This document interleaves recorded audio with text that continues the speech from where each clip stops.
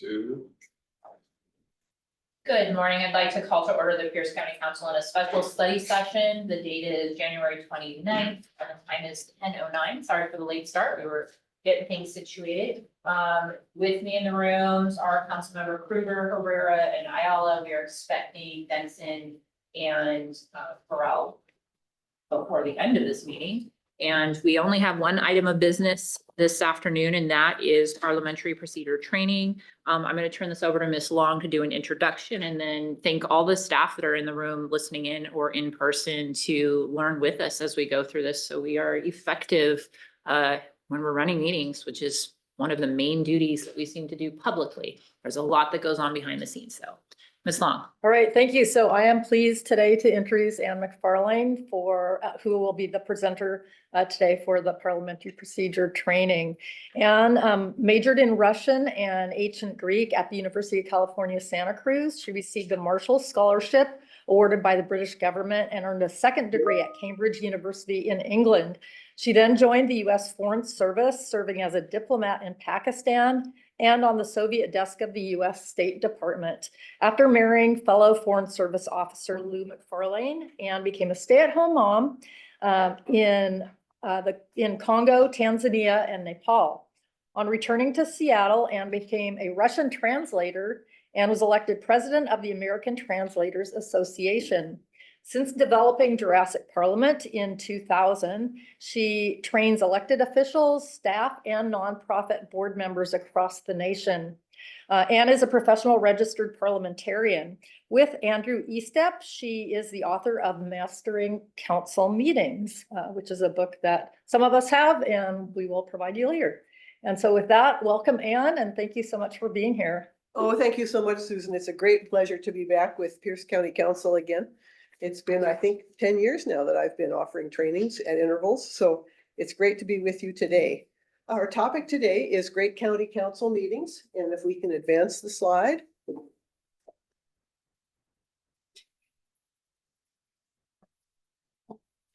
These are the things that we're going to be covered today. You see, it's quite a few different topics, but we will romp through them, and I hope have a good time as we do so. You have a handout that has printouts of the key PowerPoints. If you would like to take notes, you don't need to have that in order to participate, but it's there for you. Next. So first off, introduction. Next, why are we here? What's the point? My goal today is to invigorate you to run great meetings to serve your community. I know your meetings are great already, but sometimes a new perspective can give special energy. And a review of the principles can be very, very helpful. Next. So after taking this training, you'll be able to apply the principle that the group's authority is more important than any individual, even the chair, run efficient meetings following best discussion practices, make motions and amendments, that's where the dinosaurs will come in, deal with disorder or difficult people. I know you never have any of those on the Pierce County Council, but just in case. Run effective public comment sessions, and most important, make better decisions for your community. Next. So I am not an attorney. This is based on the principles and practices of parliamentary procedure. If your attorney tells you something different, then listen to your attorney. Nothing in this presentation constitutes legal advice. Next. So we're going to start off with meeting discussion, point of order, and appeal. I like to jump right in the middle. Next. So we're going to be in the League of Northwest Dino Cities. This is not entirely realistic, but you have a map of the league there on your table, and you can find Mudford. Mudford County is down towards the south, and it's a fantasy, but there's some overlap with real life. And you may keep this map, so if you want to circle Mudford so that you know where we are in space and time, you're most welcome. You're going to be the members of the Mudford County Council. Next. So here we are, and you can see it down there at the bottom. Next. It's the Mudford County Council regular meeting. Next. And our motto is, we do our best for all our residents, whether we like them or not. So could I hear us recite the motto, please, everybody? We do our best for all our residents, whether we like them or not. Now, could we have a little more enthusiasm, please? Come on. We do our best for all our residents, whether we like them or not. Thank you. Next. So obviously, in the beginning, if you're fortunate enough to be on a county council, you'll have a gavel. Next. So you sit in the chair reserved for the person running the meeting. Chair has two meanings. It refers to the physical object on which you sit and also you as the chair.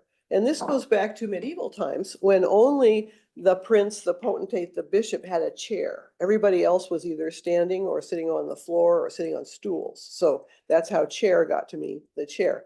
You rap the gavel lightly one time and announce this meeting of the Mudford County Council is called to order. You ask the clerk to take the roll and you announce that a quorum is present or not. It's the chair's duty to announce the quorum. Next. So the quorum is the minimum number of voting members who must be present for business to be done. I know you know this, but in local governments, usually it's a majority, more than half, of the fixed positions in the body. For private nonprofit boards, it's often different. It's often a majority of the people who are in office, but that's not the case for you.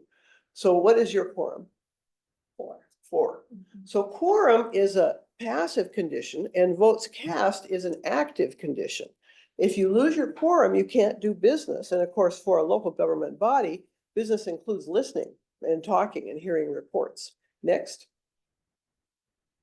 So local government bodies must not create a walking quorum or a serial meeting. Generally speaking, when members of the council communicate with each other outside of meetings, such that a quorum is discussing the body's business, the Open Public Meetings Act has been violated. And this happened in my hometown of Shoreline. Some years ago, 4 of the council members were having an email discussion among themselves about an action they wanted to take. And they got hauled into court and had to pay a fine. Next. So you can communicate with other members of the council outside of the meeting as long as less than a quorum is involved. And the penalties are hefty. As you see, it's $500 for the first violation and $1,000 for any subsequent violation. I'm sure you're all very familiar with this. Next. So the agenda is prepared by the leadership, but it's within the control of the council. And Robert's rule says that if you follow the standard order of business, you don't need to vote to adopt an agenda. But many bodies do vote. It takes a majority vote to adopt and a 2/3 vote to change it later in the meeting. And from my perspective as a parliamentarian, you don't need to include approval of the agenda or other minor procedural motions in the minutes. I know government bodies tend to put everything in, but from a parliamentary point of view, it's not essential. Next. So now we're going to jump right in and we're going to do an exercise to demonstrate some of the principles and techniques that we're going to be using during this session. So towards the back of your handout, you have 2 scripts, and we're going to do this parking fees script. Parking fee in Mudford County. So I'm going to be the chair. Now, next, please. These are the roles that I'm going to invite you to choose. And next. You want to watch for this. Watch for rules for discussion, inappropriate remarks, point of order and appeal, and the chair being out of line. And since I'm the chair, I can assure you she will be out of line. Next. Now, in real life, members must be recognized by the chair, but in this script, the numbers take the place of recognition, just to move it along. So all you have to do is read the lines that you have. No acting is required, but if you want to put a little bit of body English on your role, that's perfectly acceptable. So I'm going to be the chair, and who would like to take these other roles?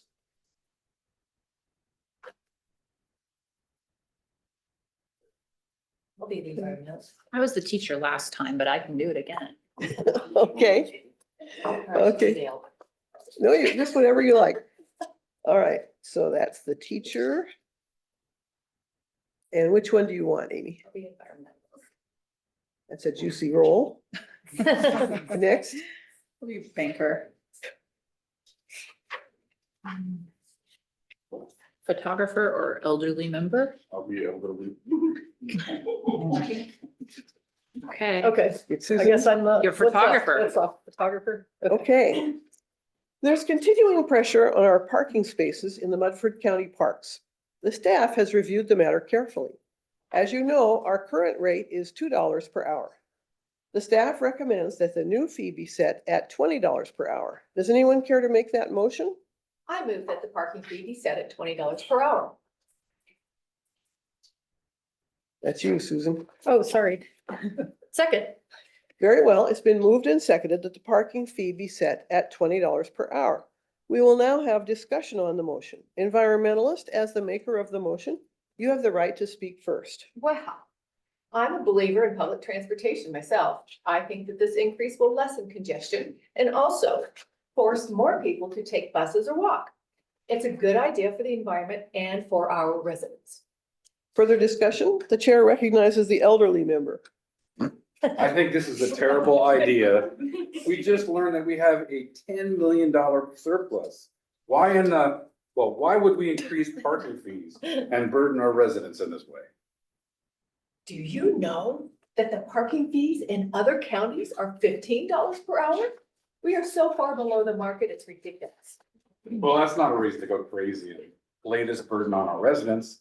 Many elderly dinosaurs are feeling the pinch. Our current tough economic times have hit them very hard. There's no point being an old softy and begging for sympathy for the down and out. If they had an ounce of gumption, they would have saved up for their old age. Ah, what a hard-hearted comment. Someday you'll be old and wrinkled and poor yourself. Don't you have any compassion? All I have to say about that is nonsense. Applesauce and balderdash. Point of order. State your point. These members are monopolizing this discussion. Under Robert's rules, no one can speak a second time until everyone who wishes to do so has spoken once. Oh, the point is well taken. Members must speak in turn. Thank you, banker. Further discussion? This is likely to put a crimp on the vitality of businesses serving our parks, like cotton candy and popcorn stands. As a business owner, I'm really concerned about this. I speak against the motion. I see those arguments, but I think we have to be prudent. I guess on balance, I'm in favor of this proposal.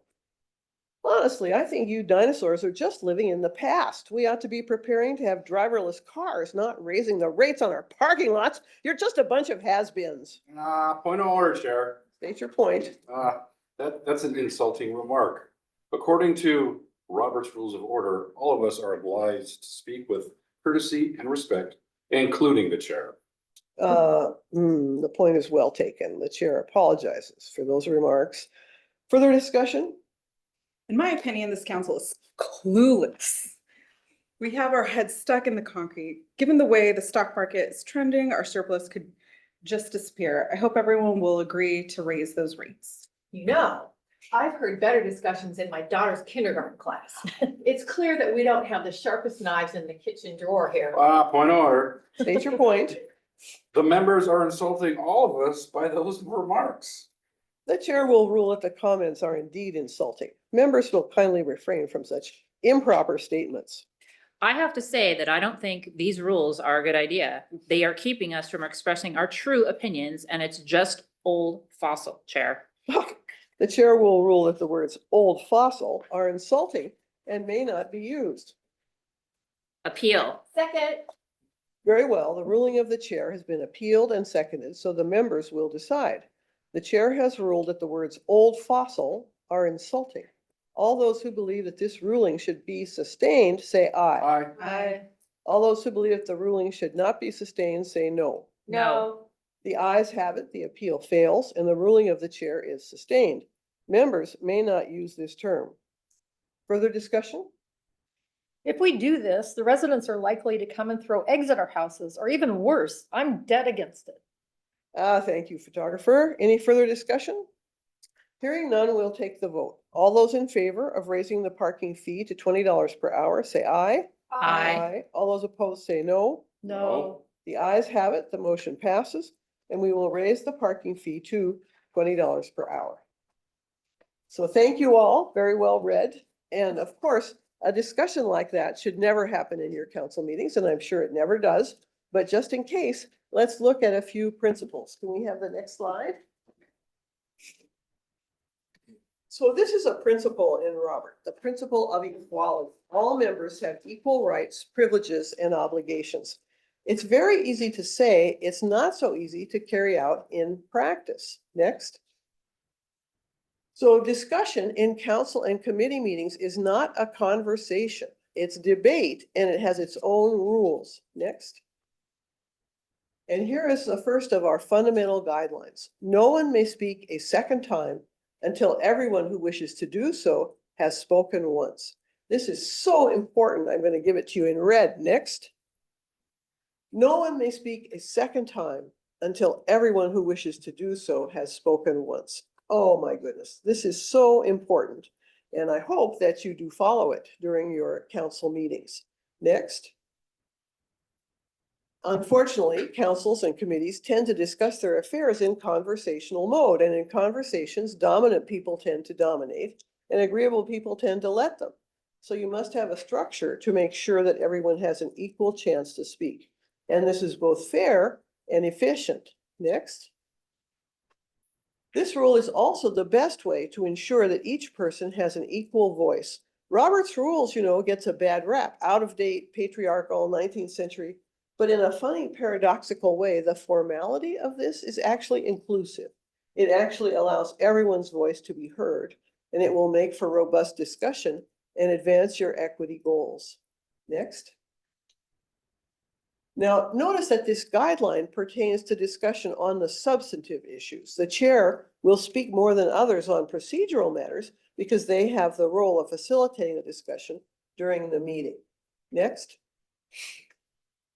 Now, if things go wrong, the chair should intervene, which the chair did not do in the little script. And if the chair fails to do something, then a member can make a point of order. Pull a dinosaur here. So in Jurassic Parliament, as we'll see in a little bit, we use the dinosaur to represent a main motion. So say we're discussing raising the parking fees.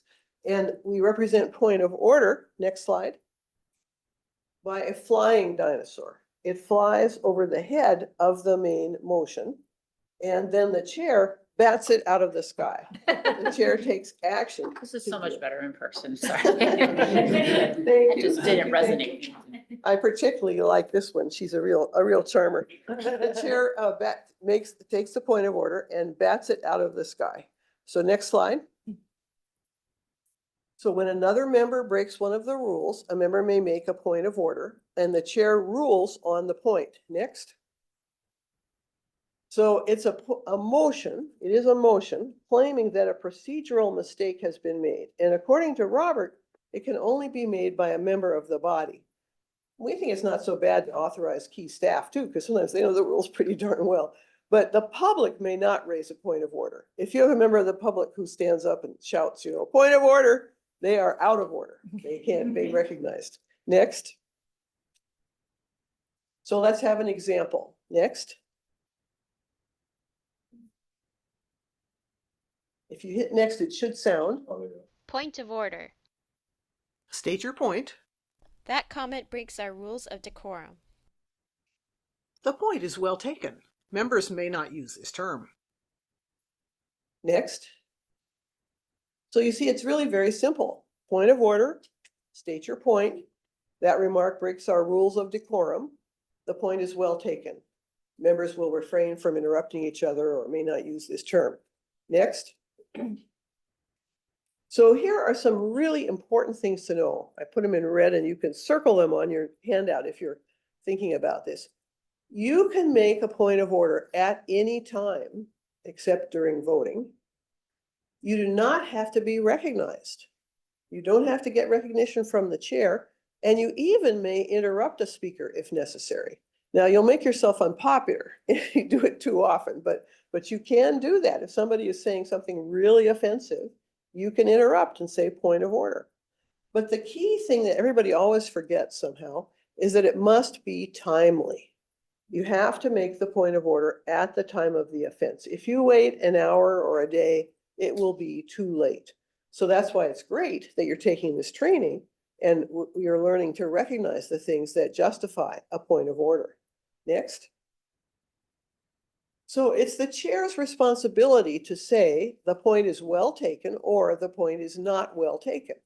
And if you're a chair, you want to be alert as to whether the member who says point of order is actually using the motion correctly. Sometimes people kind of get confused about it. And the ruling goes into the minutes as precedent for the future. This is where you can use the passive voice. A point of order was made that the word malarkey is insulting. The point was judged well taken. So that means that the body can't use it in the future. It's precedent until some future time when you could change it if you wished, but that's how it goes. And notice you don't say who said it or anything. Passive voice is great here. Next. So when should members make a point of order? You make a point of order if a rule has been broken.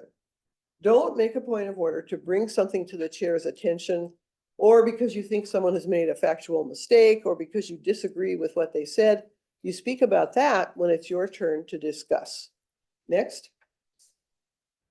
So the chair can use the third person to keep things neutral and lessen conflict. The chair, it's like the chair is the voice of Robert. And you don't say you're wrong or you made a mistake, you're out of order. You use that third person. Next. And if a council member has trouble explaining what the point of order is about, the chair can ask, what rule has been broken? That's the key thing. What rule has been broken? Next. Also, when in doubt, you can ask the group. This is a wonderful thing. Remember Harry S. Truman saying, if you can't stand the heat, get out of the kitchen. This is a great way to get out of the kitchen. Next. That statement is just a bunch of baloney. Point of order. State your point. The word baloney is insulting. The chair is in doubt and will ask the group to decide. All those who believe the word baloney is insulting, say aye. All those who believe it is not insulting, say no. The ayes have it, the word baloney is insulting and may not be used, or the noes have it, the word baloney is not insulting and may be used. Given how fast our language is evolving, there can be a question sometimes about words, and this allows you to have the group decide. Next. Now notice the chair doesn't have to say point of order because the chair already has the duty of maintaining order and decorum, so just needs to take appropriate action, which we'll discuss later on in the session. Next. And as you saw, if the chair breaks one of the rules, a member may raise a point of order and the chair rules on their own behavior, which seems totally odd, but that's the way the system works. Next. And once the chair has ruled on a point of order, the only allowable form of discussion is to appeal the ruling. So would you like to come and have a seat before we get into appeal? Welcome. Next. So appeal, in our view, is the most important motion in all of Robert's rules and the least known. How many of you have ever encountered an appeal? Anybody? Well, I'm glad some of you have. That's great. So let's keep going. Next. Next. The chair enforces order and decorum, but the group is the final authority. Any two members can appeal a ruling of the chair. One member appeals and 1 seconds. Now there is an exception. If the ruling is a matter on which there cannot be two reasonable interpretations, you can't appeal it. If the bylaws say a person can serve only 1 year as chair, and somebody nominates me to be for a second term, and I say, no, we can't do that because the bylaws say so, you can't appeal that because it's perfectly clear. Next. Chair, point of order. State your point. My esteemed colleague has used the term cream-faced loon in referring to the secretary. According to Robert's rules, insults are not allowed in debate. The point is well taken. Members will refrain from using improper language. Next. I appeal the point of order on the grounds that cream-faced loon is a literary reference and not an insult. Second, very well, since the ruling of the chair has been appealed, the group will decide. Note that appeals pertaining to proper use of language and decorum may not be debated. Isn't that a wonderful rule? If we could argue as to whether cream-faced loon is insulting, we'd be here all night. Next. All those who believe that cream-faced loon is an insult, say aye. All those who believe this phrase is not an insult, say no. Next. The ayes have it, the ruling of the chair is sustained and members may not use this term, or the noes have it, the ruling of the chair is not sustained and members may use this term. And clerk, please record this outcome in the minutes. Now, one funny thing to notice, the vote is whether the ruling of the chair should be sustained. Emotionally, it feels as if we should be voting as to whether the person making the appeal is right, but that's not what we're doing. We're voting on whether the chair's ruling is sustained. So that's something important for the chair to make clear so people know what they're voting on. Next. Point of order is made by one member, but an appeal needs a second. Point of order and appeal are processed immediately. That's why we have these little flying guys to represent them, because they have to be dealt with right away. And they don't count against a member's turn to speak in debate. So if you make a point of order, that's okay. It's not debating. Next. Point of order cannot be debated. Appeals pertaining to language, decorum, or the order of business cannot be debated. And when an appeal can be debated, the process is different from anything else in Robert's rules. So if you get to that stage of your deliberations, you'll want to practice. Next. So what this means is, don't get into arguments. If you're a member, you may not argue with the chair. If you're the chair, don't argue with a difficult member. Simply state your ruling and then say, does the member wish to appeal this ruling? Turn it over, give them the opportunity. It's a wonderful way to show that you really are taking a fair-minded approach to everything. Next. So we believe that point of order and appeal are the absolute heart of democracy. That's why we cover them early on, because they are really the way by which a body is able to have control of its meetings and not be subject to an arbitrary chair. So we'll pause here for a minute and ask if anybody has any questions or comments about point of order and appeal. I think a couple times in the last 4 years, members of this council have used point of order to call out behavior of audience members. And is that appropriate? Because it seems the way you're describing it's more about our behavior. It is. Point of order is something that you use to refer to the behavior of members of the council. Now, we are going to talk about public comment, and definitely the public has to behave itself, and it's in the purview of the chair to enforce that. Nobody needs to say point of order. Nobody needs to object. The chair should see it and take action right away. Okay, I think trying to think of times it was used, it was always called by Member. a member. Or it might be more sensitive to a member versus the chair's not getting it. Yeah, I think They were impugning the member. Yeah. Well, a member of the public can impugn a member. Yeah. A member of the public can say whatever they like, basically. So you can't make a point of order about that. Yeah. I mean, That's been done in the past. I mean, unfortunate or not, the First Amendment has been interpreted very broadly by the courts. And when the public is speaking at what's called a limited public forum, your public comment period, they can practically say whatever they like. They can't campaign, but.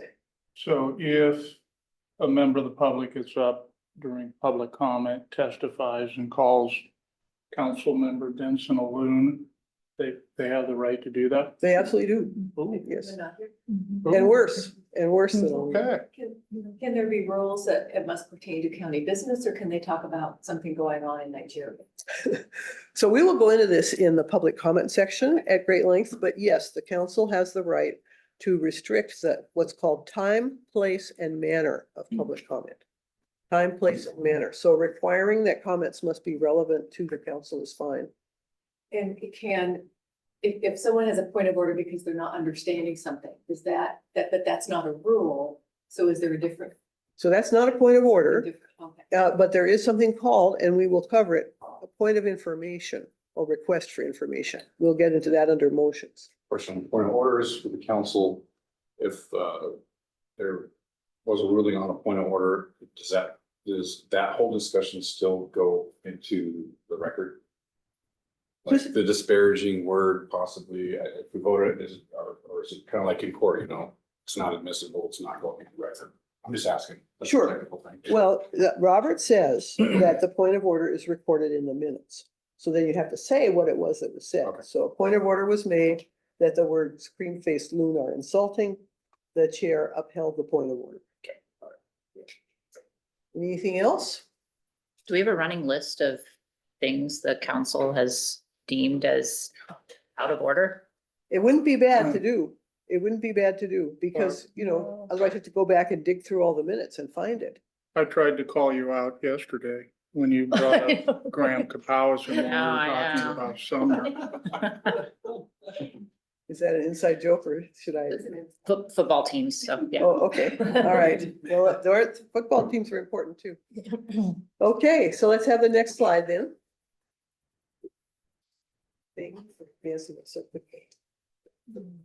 All right, let's see. So how are you going to do this? How are you going to achieve the different goals that we've talked about as necessary for the right kind of discussion? Next. So we have these 6 different points that we're going to make, and we're going to sort of romp our way through them, and then we'll get into motions and dinosaurs, which I know are much more attractive. But anyway, here we are. Next.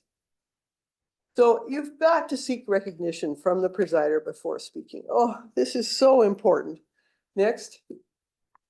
You raise your hand and you wait to speak until the presider calls your name, nods at you, or gives some other sign that you have permission to speak.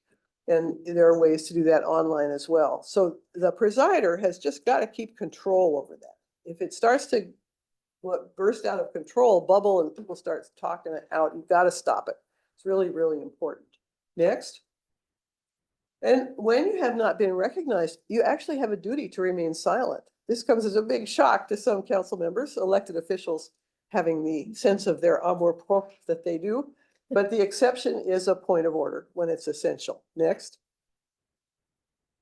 So this is a wonderful paper, Rights and Responsibilities of the Member. And tomorrow I will send a packet of reference materials, key articles that we've produced over the years that will give you, I think, very valuable ammunition or tools as you need for your meetings. It's written by a colleague. Next. So just to mention, here we are saying you've got to be recognized, but there are a few actions that don't need recognition. You don't need to be recognized to second the motion, to make a point of order, to make an appeal, to make a point of information or a request for information, or a division where you aren't sure how a vote was and you called and you want to have it taken again. So just to note that that's not needed. Next. So we had our guideline. No one may speak a second time till everyone who wishes to do so has spoken once. Next. So that means no crosstalk between members. What it means logically is we're not going to have council members talking to each other. And that, of course, is a severe restriction and different from normal life, but that's what Robert says. Next. So this is a wonderful phrase. Members will kindly seek recognition before speaking. I love the word kindly. It's like the iron fist in the velvet glove. Now, if that's too formal, next, you can say, just a moment, Josh, Elaine has the floor. You know, you can cut somebody off that way. Next. So the chair can keep track of who has spoken and who wishes to speak using a chart. The chair can empower the vice chair to do this. It's good training for them. Next. So here's our chart. I use this when I run our choir board meetings, and I just check everybody off. And then I know immediately who has spoken and who has not. And you're perfectly free to adapt it if you like. Next. Another great method is the round robin. The chair goes around the table asking each person in turn for their opinion, and people may pass and speak at the end. So if you do that, you want to have a pencil in hand to jot down points or questions for when your turn arrives, because you've got to wait. And the chair has to wait their turn also. Sometimes the chair, you know, starts answering everybody back, which is not fair at all. And we like this rule for questions and answers. Sometimes we find in government meetings that one member of the body and one staff member will go back and forth for 15 minutes. And that's kind of hijacking the meeting. We think 1 or 2 questions is really enough, and then give everybody else a chance. Then if you want to come back, okay. Next. When a member has the floor, they have the right to speak until they've completed their comments. Members may not interrupt each other. This is just critical. The chair may interrupt members when it's necessary to bring them to order. And members may interrupt to make a point of order when it's essential. So those are the exceptions there. Next. No sidebar conversations, no whispering, disable the chat, no texting to each other or people outside during meetings, and no posting on social media during meetings. I don't know if you were aware, some years ago, the city of Burien had a council member, and all through the meeting, she was writing on her social media accounts distorted statements about what her colleagues were saying during the meeting. So they had to pass a special rule to stop it because it was so harmful. She's not on that council anymore. So next. And we strongly recommend, if it's a hybrid meeting, that all members should keep their camera on while participating online. Otherwise, you're lurking, you're observing your colleagues without yourself being observed. And this is disturbing and creates an unpleasant emotional imbalance. And this also ensures that you maintain a quorum. Sometimes online, you know, people slip off to feed the cat. Another good advantage is it prevents someone from lifting a glass of the old vino during the meeting. Although it's not foolproof, I knew one city council where a council member was putting vodka in her water glass, as evidenced by the fact that she became increasingly jolly as the meeting went on. So I like that. we can have lots of different situations. Next. So I know that structuring discussion in these ways can be frustrating. And members sometimes say, oh, I wish we could just hash it out and have a free-form discussion. Well, the Open Meetings Act and the press of time mean that usually this won't serve your council well. However, next, sometimes there's benefit in the conversational style, or what Robert calls informal discussion. And you can do that for short periods as long as the chair ensures that no one dominates. And I just beg of you, please, don't make that your ordinary or default style of discussion. But for study sessions or whatever, it can be helpful. You see, we do have some flexibility in Robert's rules. Next. Now, it's the duty of the chair to expedite business in every way compatible with the rights of members. That is a surprise too. Next. So we recommend that bodies set estimated times for agenda items, 15 minutes, 20 minutes, 30 minutes, whatever.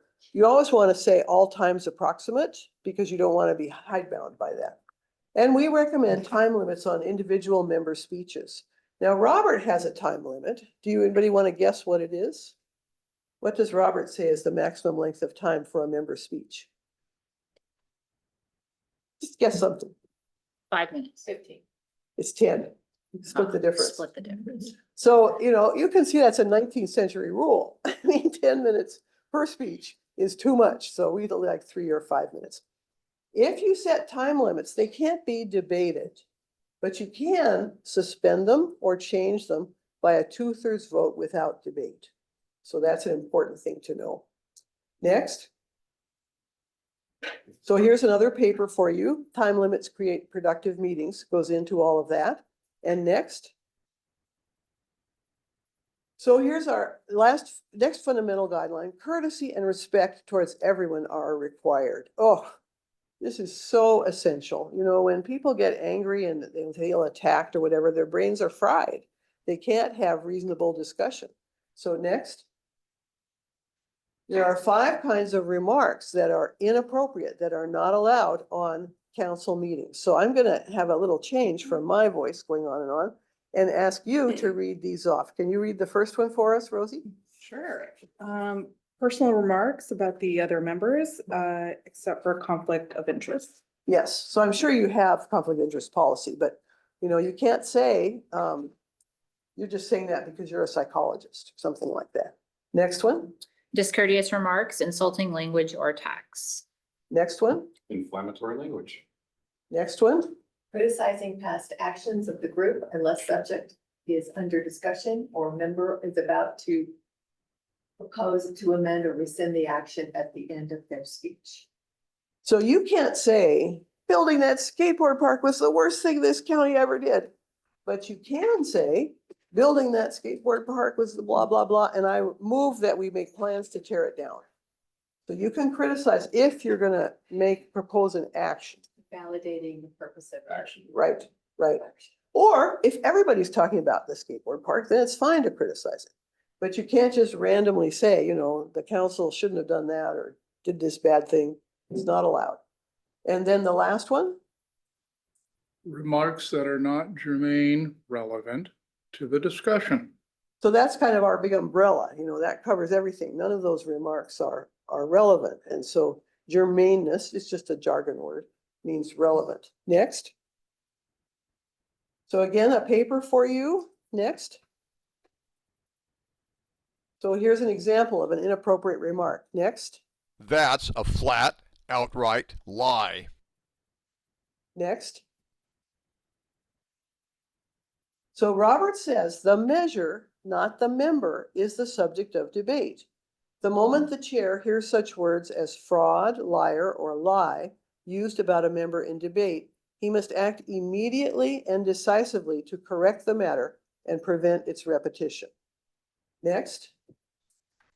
So you can say you think something's wrong. Here is some language Robert gives. I believe there is strong evidence that the member is mistaken.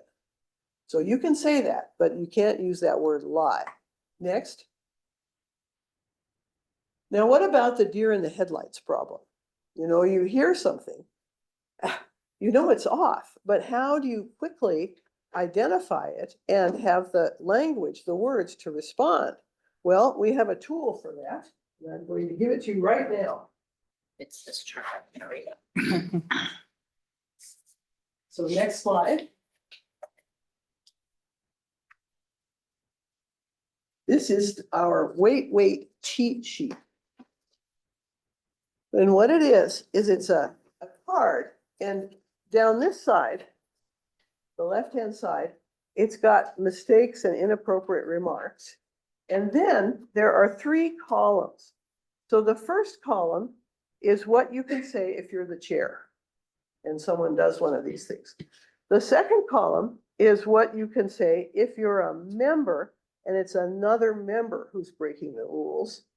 And the third column is what you can say if you're the member and it's the chair who's breaking the rules. This is the only source I know for this information. Most authorities kind of assume the chair knows what they're doing, but you can have this. So these are for you to keep. And on the back, we have a motions chart. We're not going to go into precedence of motions at great length, but this will tell you when it's allowed to make one kind of motion or another. Yes. When you can't say it's a lie, what if, like the good member from District 1 says, I saw you at the skateboard park when we were supposed to have a meeting, and that clearly wasn't true, it is a lie, then what do you say? You say, I'm afraid that is incorrect. I was not there. I mean, you can use other language, just the word lie that you can't use. It was a So, lie. yes, well, so let's pass these on to Susan for the remaining council members. So the former mayor of Snoqualmie told me, he said, Ann, when I'm presiding over the meeting and those, he called it a placemat, those orange placemats come out, I know I'd better shape up and fly right.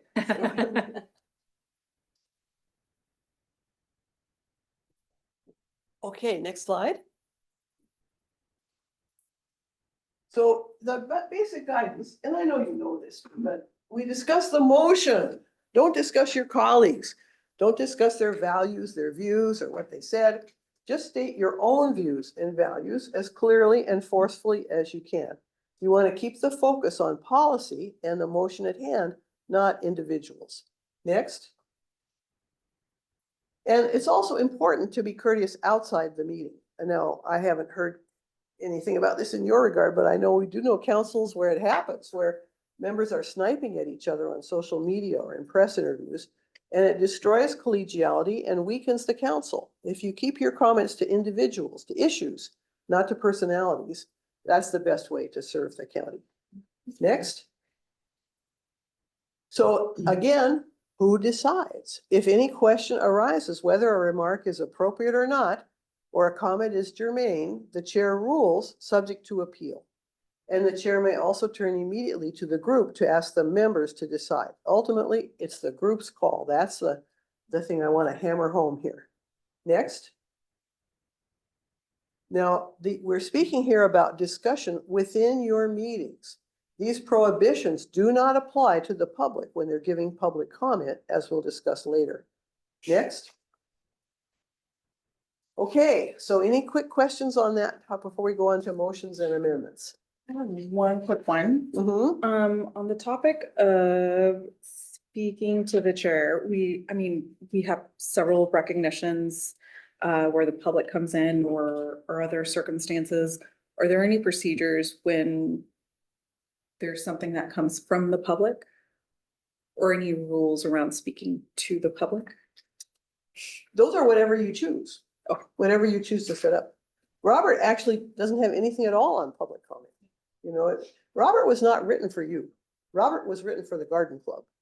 And then it's been expanded to be used in legislative bodies, but a lot of times there are big holes there. So what we are offering is based on our own experience. Thank you. All right, so I'm gonna ask you, Paul, if you would to just clear the deck a little bit here so I can bring in my dinosaurs. Just one question. Yes. While you're Arranging dinosaurs. arranging whatever. Yes, yes. On sidebars or texting, is that part of Robert's rules, or is that just something that someone thinks is a good thing to have with it? So all Robert says is that you can't whisper so as to distract the assembly. That's all it says. But the state of Washington says that texting on government business is an official record that has to be preserved. And so that's one key point. And another thing is, just from our experience, having a like chat or text going on as a sort of a sub meeting is very destructive. And it really defeats the purpose of the Open Public Meetings Act, which is that members will deliberate in public. Is that sufficient? I guess we'll have further conversations on that. Are you all texting to each other during meetings? I don't bring my phone in unless I'm missing a member or something. I'm guilty of it from time to time, and I know past chairs were guilty of it all the time. So I just don't know. I know Chair Hitchin, she puts hers in a lockbox. Not quite that. So that's good. And like I say, sometimes when debate's happening, I'll get a text from someone who says, have you thought of this point? Well, you could check with your attorney about it, but we strongly recommend not doing it. We really recommend keeping the debate to itself, because you have this whole business then of stuff going on behind the scenes that the public is not privy to. So it doesn't make for transparency. Yeah. Okay, next, let's look at motions and amendments. So a main motion is the usual and customary way to start the action of discussion and decision-making. And for small boards, up to about 12 people, it's okay to have discussion before a motion is moved. But Jurassic Parliament recommends moving the motion before discussing it whenever possible. Next.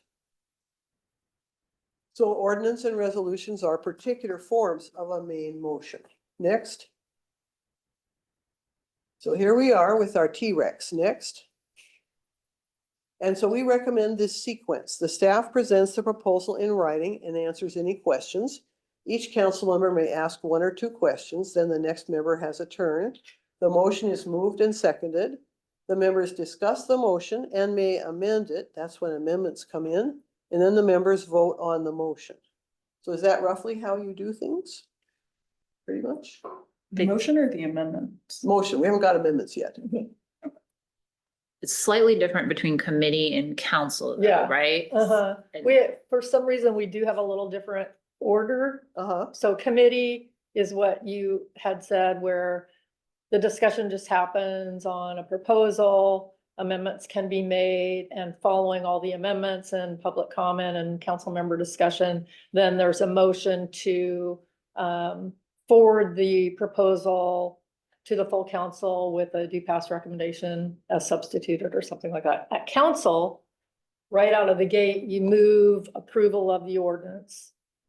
And then it's on the table before the members, then they can amend and discuss, and then they take the final vote as amended. Okay, So we do sounds both. fine. Sounds fine. Next. So a main motion should be in writing if at all possible. Obviously, if you're getting it from staff, it's going to be in writing. It should be clear and unambiguous. Don't say, I move what he just said, or so moved. It should be phrased in the grammatical positive. I worked with one city that had a motion not to pass an ordinance. You know, my parliamentarian heart was broken. You say, I move to pass the ordinance, and if you don't like it, you vote it down. You don't put not in there. It must be phrased in the grammatical positive. It must comply with the bylaws and the procedural law of the land. And you can only have one main motion at a time. So if we have our motion here to raise the parking fee to $20 an hour, and then somebody comes along and says, during the course of the discussion, I move that we conduct a study of all the neighboring counties. That's out of order. This guy has to go away and hide while we deal with this one. And then once we've dealt with it, we'll take the next. Next slide. So this is a fundamental guideline here. One thing at a time. Very, very important. You can see Robert's military background there. Next. So how do you introduce a main motion? It's very easy. I move that. People get all wrapped around the axle. You know, I would like to motion that, or I think we ought to. No, I move that. I move that. Next. So the member has the responsibility of formulating the motion, and don't mix up your ideas about the subject with the motion itself. Save those for debate. Next. I've been noticing that the number of wild cats is increasing in our county, and they're getting stomped on by bigger dinosaurs.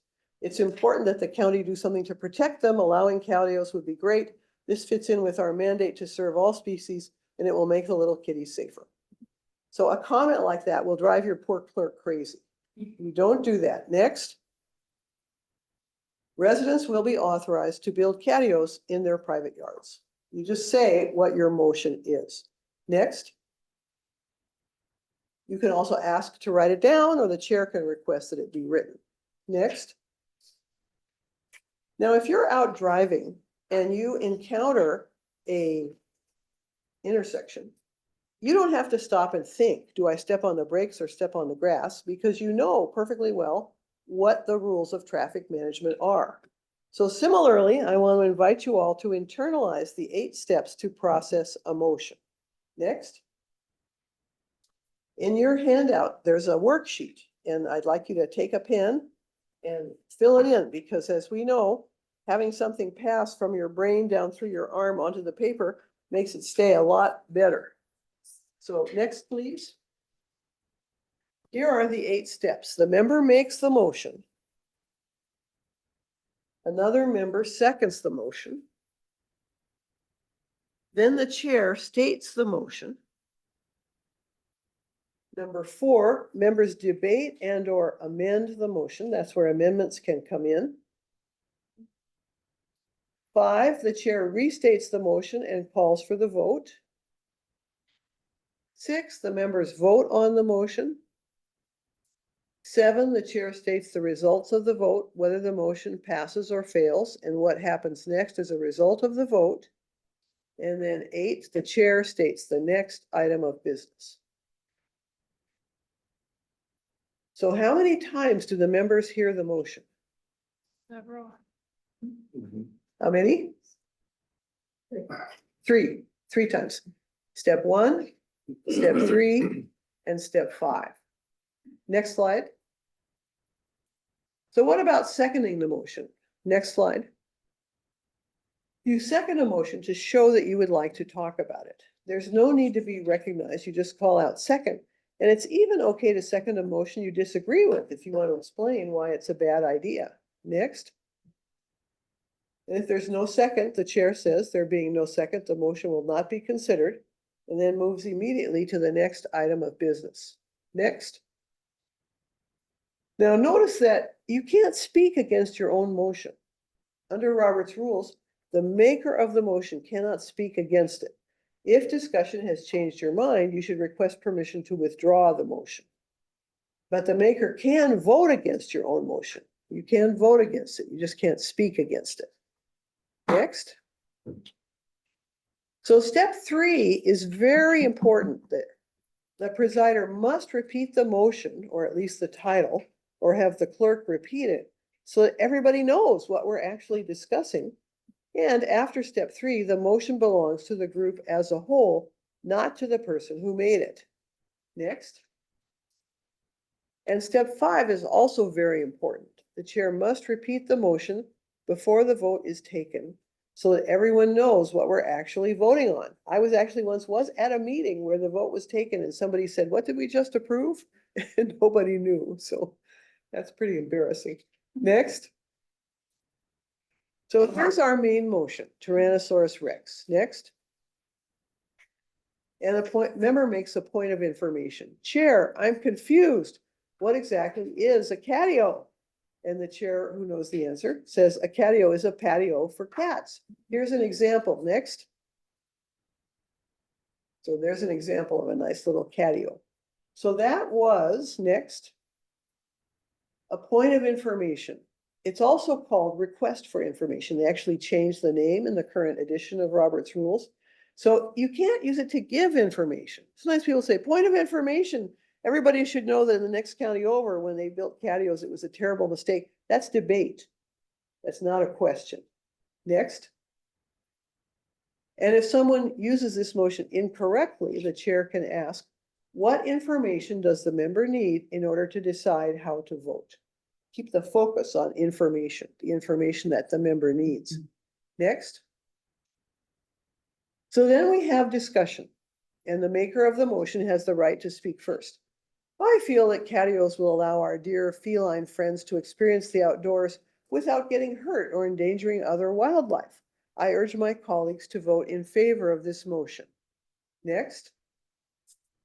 I'm in favor. My cousin has built a catio, and her little pet Fuzzy is completely at home in it, as you can see from this picture. Next. So there's Fuzzy, perfectly happy. Next. And the architect says, I think this is a terrible idea. Catios are intrusive and will ruin the look of our county. Here's an example I saw when I visited Dino Dome last week. We don't want this kind of ugly building in beautiful Mudford County. Next. So this is what the architect thinks would not be a good idea in Mudford County. I think it's rather Like charming cool. myself. Next. So when it seems that discussion is finished, the chair asks, is there any further discussion or are you ready to vote? And if no one speaks up, you take the vote. Now notice these are kind of rhetorical questions to see if there's any further discussion. Next. I want to notice that there are 4 different bases for a vote.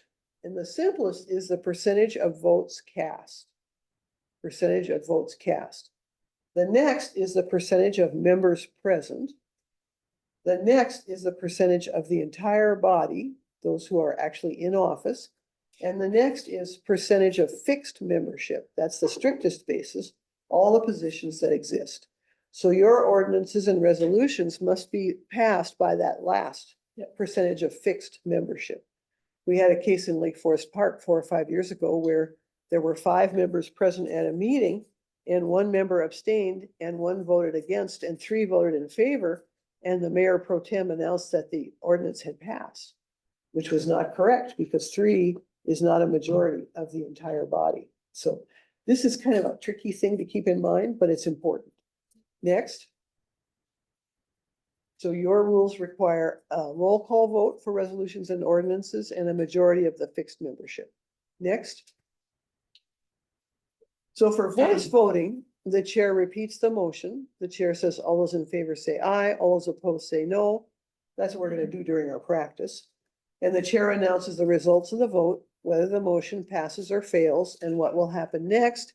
And then the chair announces the next item of business. Next. Notice that the chair must call for the negative vote. Even if you think you've heard everything, you've still got to say, all those opposed say no. This goes back to 1604. So it's a very ancient rule. During rules, I find that really irritating because I can clearly hear. I know it, but you got to do it. Yep. Next. So just to review, a majority vote means more than half of the members who cast a vote vote in favor. So if you're in some other organization that has 50% plus one or 51%, get them to change their bylaws because you can't have a fraction of a person. Next. A 2/3 vote is at least 2/3 of those who cast a vote in favor. And there's no such thing as a 2/3 majority. It's just a 2/3 vote. See the difference here? On the one hand, we're talking more than, and on the other, we're talking at least. You should not take a 2/3 vote by voice. And Robert often specifies a 2/3 vote when member rights are limited or extended. Okay, next. If there are equal numbers in favor and against, the motion fails. The chair announces the fact and moves immediately to the next item of business.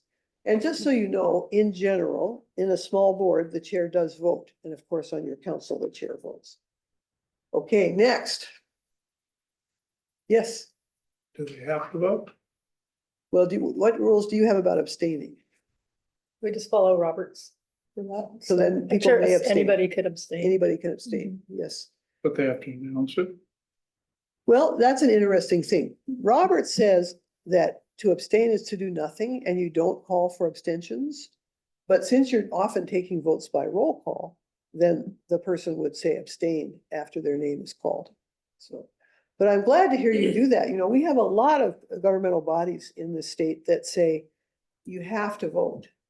And that's not what Robert says. I like to give people that freedom. Now, nothing can interrupt the voting process. You know, if somebody says, here we're going around, we're taking the vote, and somebody says, I'd just like to mention that. No debate during voting. And even a point of order must wait until the result of the vote is announced. Next. So a member may change their vote up until the time the chair announces the result. After that time, it takes unanimous consent of the body, everyone agreeing, for the member to change their vote. And under Robert's Rules of Order, once the chair has moved on to the next item of business, it's too late to change a vote. I get this every once in a while, you know, somebody says, oh, a council member came in on Tuesday and said they want to change the vote they cast the preceding Monday. Can't do that. The body itself can change its mind, but an individual cannot change their vote. So in that circumstance, like we're calling roll call, I say aye, we move on to Dave, we get to Amy, I change my mind. I can say nay because the chair Then has you not quickly raise announced. your hand and say, I'd like to change my vote. Yes. Okay. Next.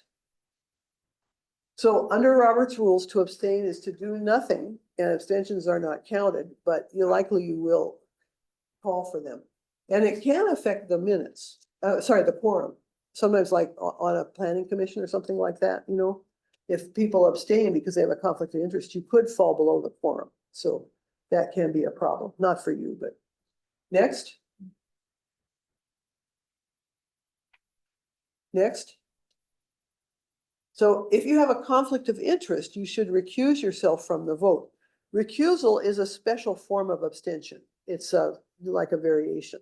And we recommend, if you think you have a conflict, talk to your attorney before the meeting. Don't spring it during the meeting itself. It also can be that recusal is not enough. Next. There's an NRC post, is abstaining from voting enough? We had a case, I don't know how it all came out, but at the Port of Olympia, the port commissioner was elected who had an interest in a property that the port was going to do business with. So then that raises real questions that people have to address. Next. And of course, you know MRSC, and it's a wonderful resource for you all. Yes. On financial conflicts or conflicts in general, say it's part of a package that is moving forward, would that be conflict if it's not voting on the item that you're affected with? Like if I, voted on the comp plan, my property is being rezoned in the comp plan from residential to commercial, let's say. Would I have to abstain from the whole? So that's a great question, and only your attorney can answer it. But there is a general rule in Robert that a person may vote on something which affects a class of persons of which they are a member. Now, sometimes that doesn't always apply. In Seattle, when they established district level voting, they had to change some of their rules because of that. But this is where it's a legal question, really. It gets beyond parliamentary procedure. Yes. For lodging tax, if an entity they cannot vote on the dollars that are regarding their project, but the whole package, they can. So this goes beyond parliamentary procedure. It's above my pay grade. Next. So we want to change this motion. Then we want to amend it. In Jurassic Parliament, we use dimetrodon to stand for amendment. Next. So you amend a motion to improve it, unless you're the US Congress, but we're not going to go there. And the amendment applies to the main motion. The amendment must be germane, again, that jargon word, relevant, and not, which is not the case in the Congress. And anyone may move to amend, even the person who made the motion. You might look a little foolish if you make a motion and 5 minutes later you want to change it, but there's no prohibition on it. Next. So somebody says, I move that we amend the motion by adding the words, provided that the plan for each catio is approved by the design review board. So then once that, what's that? Or design review board. Well, there's that. Next. So if it's adopted, it will read, residents will be authorized to build catios in their private yards, provided that the plan for each catio is approved by the design review board. Next. So there are 4 different ways to amend. You can add or insert words. You can strike out words. You can strike out words and insert words in their place. And you can substitute, which we do not recommend. Next. So you have these rules. No amendment to any resolution shall be allowed, which shall change the scope and object of the resolution. And no amendment to any ordinance shall be allowed, which shall change the scope and object of the ordinance. I think those are great. I'm really happy to see those in your rules because Robert plays very loosey-goosey with amendments. As long as it's germane, you can sneak it in. If we had a motion to commend Ann McFarland for her excellent years of parliamentary training, you could amend it to say, to censure her for her terrible years of parliamentary training, and it would be okay. Because it's relevant, it's germane, So you can get some pretty funny things there. So I'm happy to see this. Next. So I'm just going to show you the examples of the different ways to amend. Residents will be authorized to build catios in their private yards, provided that the plan for each catio is approved by the design review board. That's adding, they come at the end. Next. Residents will be authorized to build catios with a maximum height of 8 feet in their private yards. So we're inserting words there. Next. Residents will be authorized to build catios. We strike out in their private yards. Next. Residents will be authorized to build catios adjacent to their home if their neighbor agrees. So we strike, making it even worse. So we strike it out and we insert something different. And then next. Substitution, that we will survey neighboring counties. Now you see how this would not be allowed under your rules. And you can see also why it's not a good thing in general, because it kind of gets you all way off wandering over the landscape. Next. So the amendment is processed using the same 8 steps we just saw for a main motion. So that's all good. You know that now, you know how it goes. Next. But the challenge is, and I know you know this, we vote on amendments before we vote on the main motion. Once the amendment has been made, this guy kind of recedes. All the focus is here. We discuss it, we debate it, we vote on it. So if it passes, it becomes a part of the main motion. We have an amended main motion. Or if it fails and we vote it down, then off it goes and we go back to the main motion as it was before. So I'm sure for old hands like you, this is not a problem, but people often get kind of hung up because they say, look, we haven't even decided to do this yet and we're already changing it. But Robert's idea is to perfect it, to make it as good as it can be. Next. So this is part of our one thing at a time, that we're gonna take one at a time. Next. So the amendment blocks the main motion. And next. And once the fate of the amendment has been decided, debate continues on the main motion. Sometimes people think they're done once they've passed the amendment, and you're not. You still have to vote on the main motion as amended. So next. And more amendments are possible. Once you've dealt with one amendment, you may have others, provided that they apply to a different aspect of the main motion. It takes special actions to go back and change something we've already amended. Next. Now, here's where it gets fun. When an amendment has been proposed, it's called a primary amendment. It's also possible to amend the amendment, horrifying words, which is called a secondary amendment. So a secondary amendment is processed just like the primary amendment, except that no further amendments are possible. Once we've got there, that's as far as it goes. So, yep, here's our primary and here's our secondary. Hi, welcome. Next. So primary amendment, next. Secondary amendment, next. I move that we amend the amendment by striking the words design review board and inserting the words a licensed architect. Next. So that's what it's going to look like, provided that the plan for each patio is approved by a licensed architect. Next. So the secondary amendment blocks the primary amendment. We have this guy who's been blocked by this guy. And now we have this guy here. Next. So it's the same thing. We're going to discuss and vote on the secondary amendment. We're going to discuss and vote on the primary amendment. And then we're going to discuss and vote on the main motion, if that's the way we go through it. So this is one of those things that sounds much worse than it is. It's really not so bad. But you can't go any further. If somebody tells you, oh, we had 7 amendments pending at our council meeting, they are smoking something. So next. How many amendments? Primary amendments are amendments to the main motion itself. You can have as many as you have time for, one after another.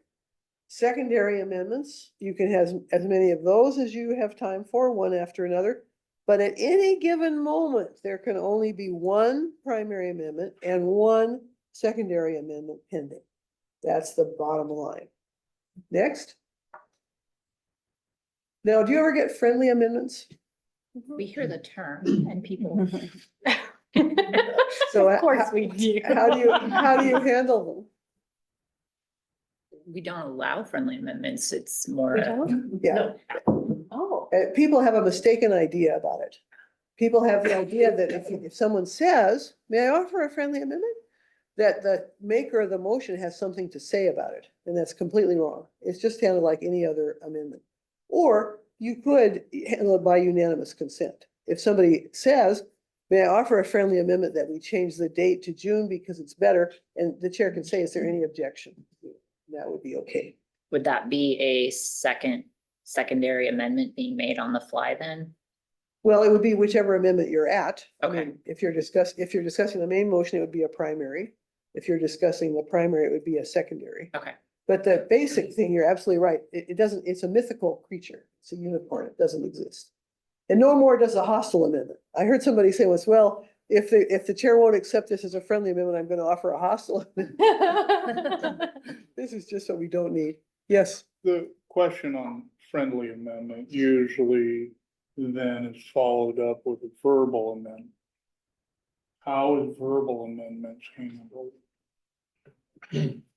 Well, all these things we're talking about are verbal amendments. It's where we've got the main motion and somebody proposes an amendment. You don't have to put that in writing. We usually don't wing it.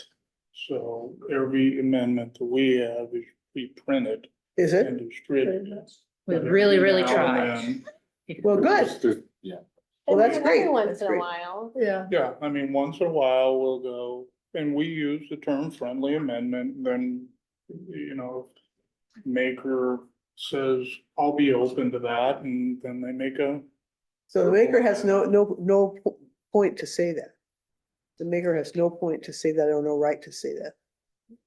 If somebody says, I offer this friendly amendment, the chair says, is there a second? Yeah, Because the motion's with the body. exactly. It's treated the Thank you, thank you, thank you. Yes, So on the second, secondary, yes. secondary, so that one was, inserted a licensed architect. Right. So that can't be changed again, or is that still debated, but you can't add on to the secondary, No, no, Like you couldn't change it to licensed and bonded architect, no, right? correct. You just be stuck with it, yeah. And then if it passes, it becomes a part of the primary. And then somebody could offer and bonded as a secondary. Yes, Because That'd be now okay. they're not That'd be okay. secondary. Okay. another secondary. Right. Which, here we go. And eventually, the poor little amendment would have its back broken by. There we go. Any other questions? I Yes, guess I do. So then in that case, that really would be more than one amendment to an amendment. And we've always said one amendment to an amendment, and then you're done. You can't keep amending an amendment. so we're getting into deep and murky waters of parliamentary procedure here, Susan, But and we deal with this. Sure, especially sure. the budget, yeah. yeah, I thought we could. that we don't. well, I would have, I'm gonna reserve judgment. I will have to look again and make sure what the restrictions are, because once you have this one here, Mhm. what you're proposing is something that would actually come in the middle of that, so that could be inadmissible, I'm not sure. Yeah, and I've usually said we don't allow that, Uh-huh, so that you have your primary amendment. And then you can amend that once, uh-huh, and then you're done with that amendment, unless there's another amendment that's unrelated, and Yes. then that's fine. unrelated. Yeah. Yeah, that's the key point. Yeah. Yeah, that sounds good to me. I confirm. I like it. I like it. I think we need to seek legal counsel. Legal counsel knows just what she's doing here. Okay, next, please. So I just want to mention unanimous consent. I don't know if you use it. Did you have a question, Dave? Are you moving towards the vote? of Yes. The main motion? Mhm. Okay. So unanimous consent is a form of voting. It's a kind of fast track. And it's very efficient for minor procedural matters. The chair suggests something, and if you agree, you remain silent. Your silence means consent. But if you don't want to proceed in that way, you say objection, and then the chair abandons the fast track and uses the regular method. Next slide. So here are examples. A member has proposed an amendment to correct an error in the main motion. The presider sees that this is a necessary correction, so says, is there any objection to accepting this correction? It just kind of speeds things up. Or the meeting has become fraught and the presider recognizes that a recess would help cool tempers down, so says, is there any objection to taking a 10-minute recess? Because the presider can't call a recess by themselves, at least according to Robert. So if nobody speaks up, then you've got your 10-minute recess. Next. All right, so the next unit is authority and role of chair and members, but we are at 11:30, I think. Is lunch coming? Is it I'll go here? check on. It's here? Okay, so I think this is a good time for us to take our break. We are, and then what we'll do is this. We're gonna take a 15-minute break. It's a chance for lunch or bio break or whatever. And also I have a task for you. Please go over to that table and pick 3 roles that you would like to play or be willing to play during the practice session. Then at 11:45, after you've had your lunch, we will have a practice session and we'll tackle authority and role and members after that. All right. Thank you so much for your attention thus far. Thank you all. I'm going to call us back to order. The time is 11:50. And for the record, prior to going into recess and a little bit earlier, we also joined by council members Morrell and Denson. 2:30.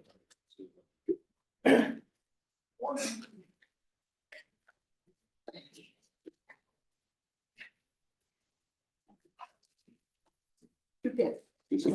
All right. Okay, so now we are back at the Mudford County Council meeting. And you all are the members, and we're going to practice making motions. Mudford County is in the enviable position of having a $10 million surplus.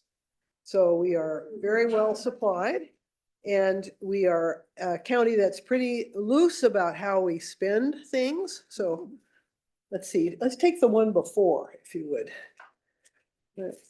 That's the one we want. Thank you. So as a reminder, I've put the 8 steps to process a motion up on the screen. And you can pick whichever role you like from among those yellow sheets. There are roles on the front and on the back. And so this is not a script. This is not like what we did earlier. I'm going to invite you as council members to seek recognition, to raise your hand, and then to stand and tell us what role you're playing, what person you are speaking is, and make any motion that you like. So you can make the one that's on your script, or you can make another one, and then we'll have debate and amendment. And of course, you may have to make up amendments because they may not match with what somebody else had offered. And so the bottom line is it's completely free form. You can say whatever you like, and you have permission to behave badly. So it's now time for the council to discuss the various proposals. Would any member care to make a motion? Yes, Amy. So please stand up, tell us what role you are. I'm the wind power enthusiast. Out of order. I move that we build an experimental wind farm between Utsadino and Turtletown. Is there a second? Second. All right, it's been moved and seconded that we build an experimental wind farm between Utsadino and Turtletown. Do you care to speak to your motion? You can remain seated for speaking in favor. Yes, I would, please, Chair. I would like to remark that Denmark gets 40% of its power from wind farms. And why shouldn't we do the same? They've reduced their carbon emissions and strengthened their economy. They have employment for people. They have been popular. Thank you. Thank you. Discussion on the motion. Tell us who you are first. I think that's, Who are you? Which I- role? I'm the harmonica manufacturer. And, okay, so do I gotta be the harmonica guy? So you make whatever comments you like in your role as harmonica manufacturer, Like for or against. I think it's a great idea.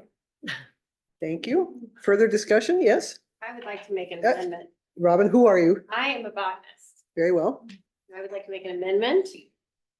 I like this idea of Councilmember Krueger, but as a botanist, knowing that Mud County, right, is very famous for its flowers, I would like to make an amendment that we paint all of the wind turbines like different flowers.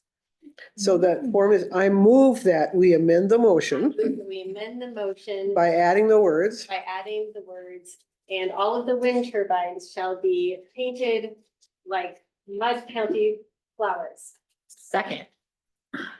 So the chair will rule that the amendment is out of order because at this time we're simply talking about the proposal in general, and implementation details have to wait, so we won't take it up. Good try. Further discussion.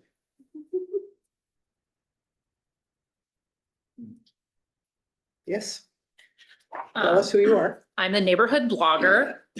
And while I think this is a really interesting idea, I think these funds should be used for something else. And so I'm not in favor of the wind turbines. Thank you. Further discussion? Can I speak as another person?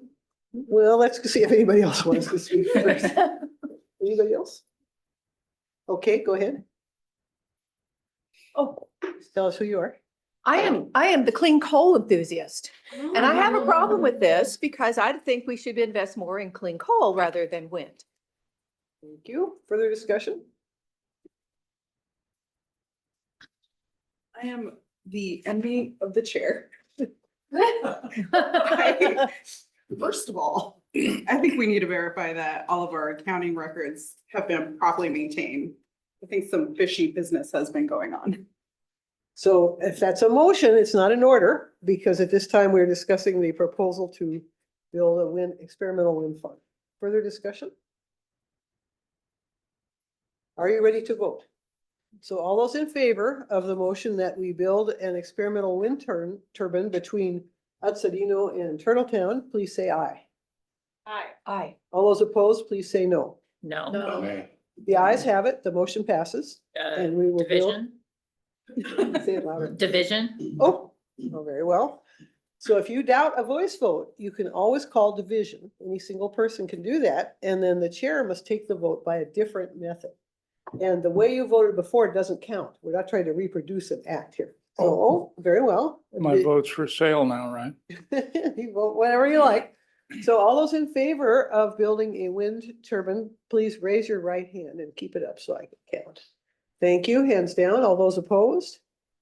Oh, the motion fails. The chair apologizes for having erroneously called the result of the vote. All right, so now the decks are clear for another motion. Yes, Am I standing again? to make the motion. Okay. Neighborhood blogger here. I move that we provide free internet access to all residents in the entire county. Second. Very well. It's been moved and seconded that we provide free internet access to all residents in the entire county. Do you care to speak to your motion? Thank you, Chair.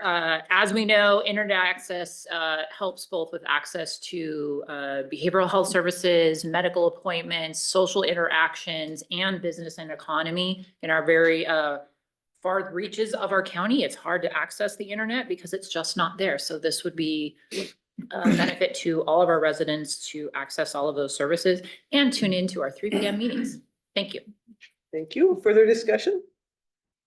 Yes.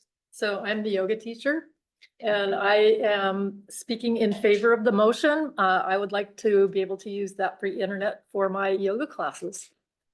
Thank you. Yes. I am a winery owner and I too would like to speak in favor of this because when I am out doing business, I could use that for advertising to get people to come in and patronize my business. Thank you. Further discussion? Are you ready to vote? All those in favor of the motion to provide free internet access to all residents of the county, please signify by saying aye. Aye. All those opposed say no. No. The ayes have it. The motion passes and we will move right ahead. Okay. I feel like we So- just broke the law there, though. Yeah, It's Gift of different. public funds. Law is different here. So now what we're gonna do is this. You see how the routine goes. We're gonna split into two groups. You at the end are gonna be one group. And we down here are gonna be another group. And in each group, whoever's role is closest to the beginning of the alphabet will be the chair. And so we're gonna process a motion and the chair will start by saying, does any member care to make a motion? So I invite you to kind of scooch down there a little bit and Paul and Amy scooch over here. And I'm on an island. So we're just doing groups. Yeah. Mhm. I have a B. Anybody have anything better than a B? Switzerland. Mhm. Are we practicing? Yeah. All right, so what roles are we? Who has a role? I'm a university professor. I'm gonna be the best member. Okay, I think I'm the chair because I have a B. Yep. Unless anybody, so who are you? I'm just inviting And anybody. you? Make a I'm motion. the Does anybody have a swim motion champ. To make. in Okay, regards to so our- Amy's the chair, then the burnt out Yes. member. So you I say, would move any that we member vote care to make a motion? Lady Would any member care Bedford to make a Festival motion? every. I move we build a You weren't new, recognized. Give a second. Second. Right, raise your hand, my light's on. Your motion. raise your hand. It is Mr. a Herrera, great. Member Herrera is this the for our hand is up community first. and a lot of our small. Thank you for businesses are recognizing able me, to Chair. work with businesses Tell us who you are. I'm Paul Herrera and I would like to, or I mean, I'm the port director and I move that we create a sister port Anytime we get kids. relationship I think it's a great with thing. Rocky So Shores. I do it every single year. I Second. participate. The motion to make Point a of information. partnership with Rocky Shores. So what would be has the been moved fiscal and impact seconded. Is there any of discussion? that? Uh, That is a great question. Yes. that Chair, I'd I'm like to not having speak on this, answers. you know, Staff. Reports, Is there a our, fiscal note? Join our team. economic driver of the county and stuff like that, and having a sister Yeah, city yeah. or a partner in this is a force multiplier working together. And it's great. Thank you. Any further discussion? Okay, any further discussion? I'm seeking recognition. Oh, I think that would be. I'm the university The professor, cost would and outweigh I the just think benefits, that and all that therefore kind I of oppose the motion. stupid economic stuff is of no use to us whatsoever. What we need is research into asteroids in order to prevent a disaster striking in the future. Curious So about I our strongly speak ongoing against this waste of time and energy. this. Okay, if we point well were taken. to- No, no, Nope, oh, information, no, nothing. thank you. Thank you. Any further discussion from the members? Are we And I ready to think vote? As chair, I can discuss. Yes, because we're a small I am the board. burnt In out theory, member, I could get turned and back. while that seems to be a very worthy cause, I think. that Well, we No, should it's no, owned by take the our body. $10 million Yeah. surplus that we have and distribute it to the member of the But so council. how would you do that? You could. Point of order. Ask Yes. for. That would be a make motion to violation, withdraw that would be or a ask if there's violation of the League of Northwest Dino Cities motion. regulations There's no against objection, private You know, it's inurement. fine. Otherwise. And in it any would case, just we're be a not vote. discussing right So, now motion to alternatives. We're withdraw, discussing And then the rest of us would have to. sister city relationships. So, Point well taken. on here. Now you we can just say look point at well withdraw motion, we can't forget. Any further discussion? Yes. Okay. Second, motion is second, withdrawn. yeah. Dave Morrell, Okay, all those in District favor One. of I move we withdrawing, table this. aye. Aye. Aye. Any opposed? Now what, just stepping back, what is the effect of table? The motion has been. What happens if you table it? Are there any other ideas? Put it about what we off. should do with this amazing Mhm. surplus? When? Does it say a date? If you table it and. Okay, as Yeah. the gardener, I move Okay. that we I thought create a it was public discussion. garden. So do we have Yeah, this is table it to educational a discussion. date certain or just table it? If it's It just tabled says and hearty, you like don't strong. do I the said action, 30 then plants. Okay. That would be a very Hold small that. garden, probably in the big scheme of things. and you don't take any action. Is there a second? Postpone Second. until a date Okay, would you certain. like to speak to your No. motion? Does So, tabling Yes, so need this area a is full of cacti and second? other To hardy table plants that need in to be Robert's rules preserved is a motion. for posterity. And what it does is it takes what you're discussing and sets it aside on the secretary's table for the duration of this meeting Yes. and through to the end of the next meeting. Okay. If it's not taken from the table by that time, it falls to the ground.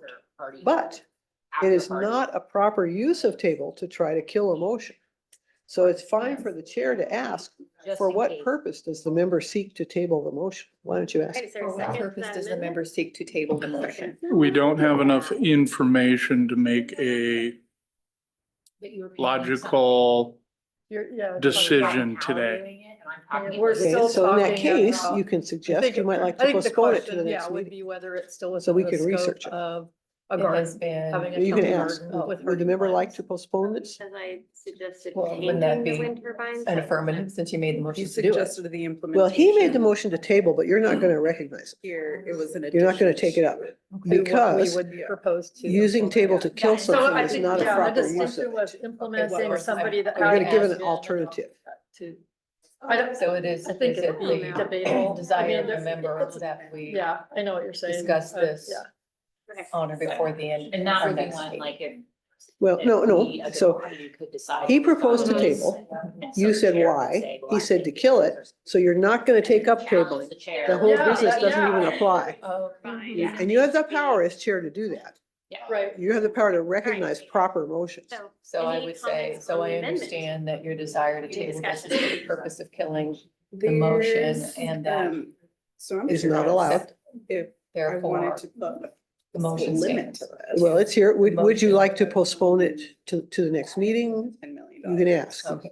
Would you Is prefer that- that we postpone this to the We next are meeting? talking about the budget. We didn't put a number. Yes, thank I think you, that makes Madam sense. Chair. Second. Yes. But it has been Would moved and that be seconded to propose. a second amendment? The I think Mhm. motion you have to do it until as a different our amendment. next Yeah, meeting. it would be All in separate favor? after this second Aye. amendment was, and Any- the Aye. other, Discussion. the primary were voted on. You could have asked. Is there any discussion? Okay, so Is there? your further amendment is discussion? on Any the floor. discussion? Any further Hearing none. discussion? Seeing all in favor, none, say let's aye. vote. All those in favor, Aye. say All aye. opposed? Aye. Any opposed? Ayes have it. Amendment Okay, passes. so We're back you've to the primary you've disposed of your motion. Now the person on your right becomes the I chair. would like to add Oh. a fiscal note limiting this to 50% of our surplus. Okay. So you say, would any member care to make a motion? Second, Would any member care to make a motion? any discussion? That'd be a different member then. Council member. I'm the fern collector today. and Okay. I It's a move limit. that not to Yeah. exceed. Yeah. we all Yeah. feel Okay, all those in staff favor, special say training aye. and Any opposed? preservation so that Amendment we'll be able passes, to we go back share to the the wealth primary of our fern heritage with as others. amended. Any discussion on the amendment? Motion is amended? Is there a second? And then would the chair restate the amended motion or would we? The go to motion close dies because of a before we lack of a second. Usually the chair, either one. I mean, typically, All right, so now you our get to be practice the chair. here is that the chair would Okay. restate. Does any member care to make a motion. motion? So, where are Any we at member for the care to amendment? make So a when we motion? take that final vote, Chair say, recognizes, so the motion before us the is windy, is it, to what are you? The winery owner. create a public Thank you, garden of Chair. I would hardy like to plants move and that we trees provide a in subsidy for grape Dinahville, cultivation in the Turtletown not to region. exceed Second. $5 million. Okay, there's a motion on the floor to make a subsidy for the turtle something region. What was that? Again? Turtletown I region. think, I mean, the chair is supposed to restate the I stick to motion my before motion. And we had a people vote motion on and a it, so second. it's really go clear ahead, what if the you wanna vote speak is. to it. Thank you. Turtletown What I meant region by has the most practice excellent was that climate rather is than great going for to the growing clerk to grapes, restate and we it, have an we opportunity would here typically just to have the provide chair restate it. tourism Everybody and bring understands? dollars in Yeah. Ready to to vote? the All region, those in favor and say therefore be able to pay for aye. more Any services. opposed? So therefore, it would be And a if in business the that would employ people, it would draw tourism, and it would create, it would generate revenue for like, for helping instance, you our said region. 5 million, I heard. Thank you, Chair. 3%. Thank you. Is there Like, any other those will be discussion different on the things. motion? Yeah. So. That's the Person with their opportunity to hand raised say. up right yeah. over there. No, I didn't. Before the vote. That's what we- yeah. Councilmember Morel, I move we build a new county swimming pool. I second. Sorry. Councilmember Morales, out of order, we needed So if to- you finish, the person to the right takes another motion. Oh, we were just leaving her as chair. Councilmember Morales, that Oh, motion is oh, out of order. okay. We So you're are carried still out. on the Okay. motion at I hand. missed If the. you have anything to Are discuss, there? anything on any the motions? motion I would like that's, to make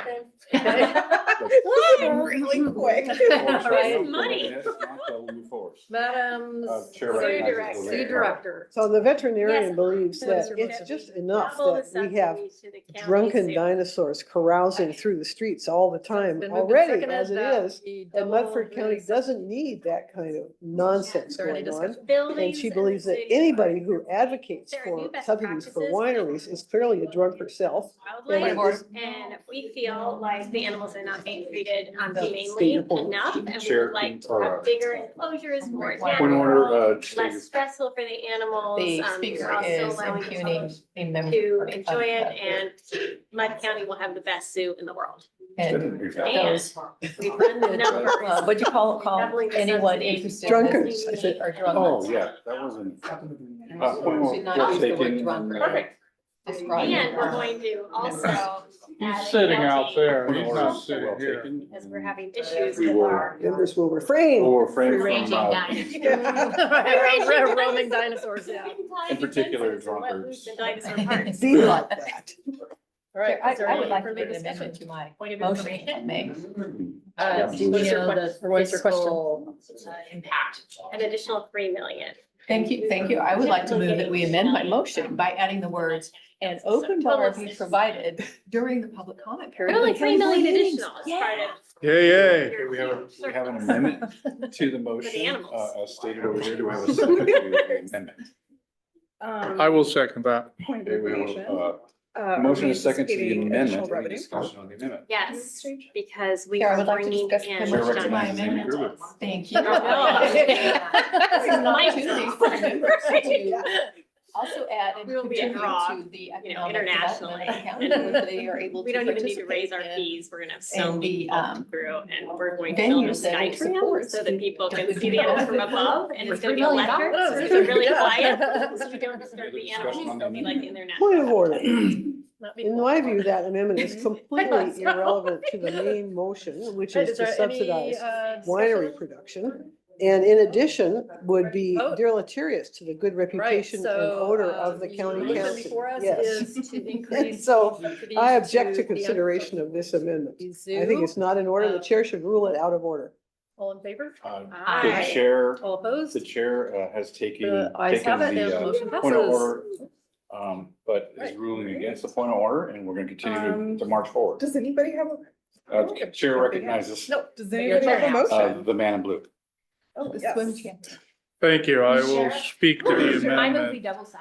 I think, we should have a Do we have a cash second? jar there for tips so we could fund this, amendment. As, the individual proposing this, do you want to speak to your Yes, motion? Man in absolutely. blue of the, Our residents are your suffering from criminal proposal activities of isn't large direct- and is- ferocious isn't direct to dinosaurs. the, Public safety is a key issue of The the amendment. council and So- our Can this amendment be amended? smaller dinosaurs. So are an amendment can be amended, just- it's That's not allowed. done but the question is whether it's Public relevant. count, Mudford County, Man therefore in doubling blue, the size the of our. question or the police proposal force. isn't relevant to the amendment. So anything more on the amendment Having a from discussion. anybody from the Point body? of order. How many Hearing none, we police will officers vote do on we the have amendment here in Mud as proposed. County? All in favor, say aye. Wait, Uh, you gotta Sorry, I state was it reading a again. possible amendment, Okay, about a drug so- sniffing so dog. then note that the amendment is the, We to, have 127. adding words, an open bar be provided during public comment period at all county So, board meetings. Whatever double that is. That is the amendment. All in favor, say aye. It's gonna Aye. cost All the opposed, county? say Pretty no. much the whole. No. Okay, we have, Probably. Mhm. it was very clear, that, we had one aye and two noes. So I, So how long will? the amendment fails, the amendment fails. Did not the chair be about it? It takes at That's their least choice. 12 months before. They can or they don't have to. The amendment fails, Hit our and the streets. chair recognizes, Amy over here, So so. it will take a while. The All winery right, so owner. now we are back at the original motion. Any other discussion on the motion? That Further was. discussion? subsidized grateful. So the motion on the Any other floor discussion on the is original motion? To double the to size of our double- county police force. A double the subsidy size of for our county grape police. cultivation Can I in have an Turtle Town. amendment? Oh, While I Thank think you, Chair. this is important, we've Uh, learned that sometimes owner there's here. other strategies I would like to ask improve for public support of this safety. motion. So I would like to We have a amend lot of the motion to agricultural say needs that in this we region, increase the and this police is one force way to by help 25%. spur that And invest industry. the rest of the and money in attract rehabilitation other programs for dinosaur gangs. Other tourism, and it is an important aspect of this region. Do we have a second? Thank you, Chair. I'll second that. So it's. I declare the seconded motion to, invalid because there's no fiscal note. There's no what? Fiscal note. So that's getting too technical. We have $10 million. There's no fiscal note. You can't do that because we For have $10 million. rehabilitation We don't and- require. What? We don't support it. Mr. Chair. For the Point record. well taken. Chair recognizes. As your attorney. Okay. Scrolls it down. The Staff, I can point out that we don't require a fiscal note. Necessary or in danger, we have $10 million. They're the worst. Is there any other discussion? What is this, King County? Is there any discussion? No discussion on the Hearing no amendment? other request Well, for discussion, I think we'll it's a go good to idea a because vote.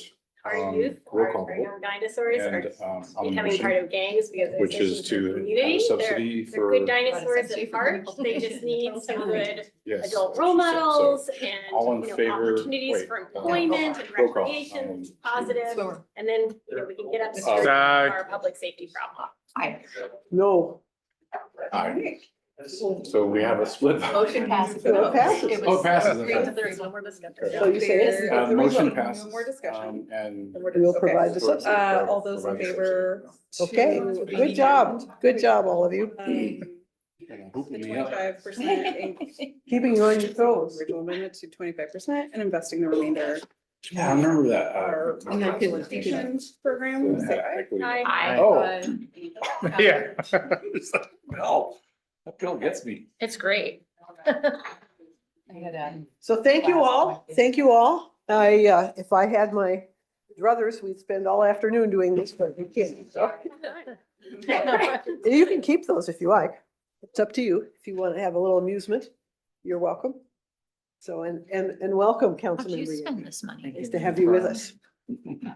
Okay, so let's take our next slide. Okay, so now we're going to talk about Are we this one? No, actually, I think we're gonna go back. Let's go back to.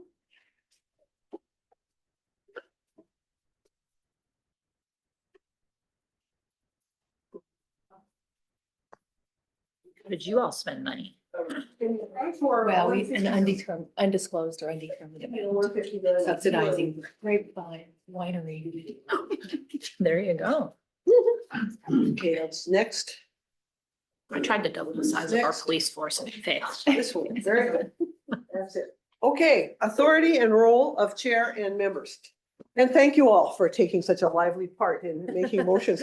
You might find this hard to believe, but I do sometimes get groups who are shy and who won't make motions and won't debate them. So I'm glad you didn't fit in that category. All right, we're going to talk about the authority and the role of the chair and the members. Next. So as I've mentioned, Robert has different rules for small boards, up to about 12 people. And in a small board, the chair may make motions, second them, discuss and vote unless the law, the regulations, or the bylaws say otherwise. We recommend that the chair speak and vote last and refrain from making motions. Now, this is a Jurassic Parliament suggestion. This is not Robert's rules. Next. So the chair can suggest something. The chair can say, would any member care to move that? Would any member care to move that? That's a kind of gracious and gentle way to give a suggestion without being high-handed and making the motion yourself, although you can. Next. So in all of this, I'm referring to Robert's Rules of Order, newly revised, 12th edition, which is abbreviated RONR. And if you want one for yourself, we recommend the spiral bound. It's easier. I see Susan has it. Yes, it's much easier to work with than the tight little bound one. And it's also available in Kindle. So I'm just going to pass it around for you to take a look. And you can see if you agree with me, which I hope Susan will not reveal my true feelings about this. I think it's a terrible book. You know, Robert originally published his pocket manual in 1876, and it would fit in your coat pocket.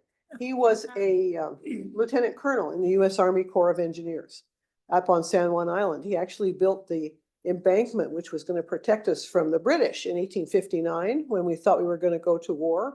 And when he published this, it took off all across the nation. People were thrilled to have a common understanding of how to run meetings. And it's estimated that 90% of voluntary associations in this country use Robert's Rules of Order. But I believe that it's an example of that very common problem of improving something until you wreck it. You know, they kept on making it bigger and better and more enormous. And they finally have acknowledged, the family, that it's too much. And they have published, next slide. So this is the main one. And they've also published in brief, next slide, which I'm happy to see some of you have. Yes, and this is a good book. You can read this in a weekend, although nobody wants to, but it's available and pass it around. Everybody take a look. And it is good. It is good. So I wanted to give up, but my good husband, my late husband, said to me, Anne, if you're going to teach procedure, you've got to learn the Bible. So I did go ahead and got my credential as a parliamentarian. And I believe that there's a core to Robert's Rules that we really need. There's a core that's essential for good and fair meetings. And that's what we try to share with you in Jurassic Parliament. So, and the question came up about how I got started with the dinosaurs. Well, it was just when I was studying it initially. I was president of the American Translators Association. I thought, well, I better learn this stuff. And I was cleaning my son's bedroom. And I was thinking, how can I show my board that an amendment blocks the main motion?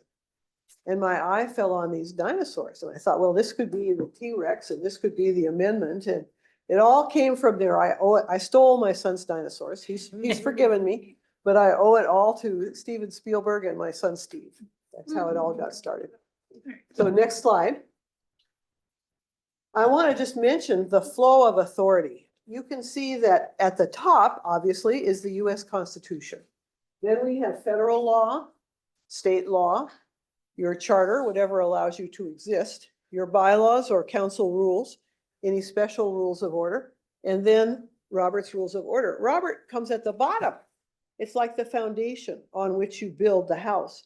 in which you're going to live. So next.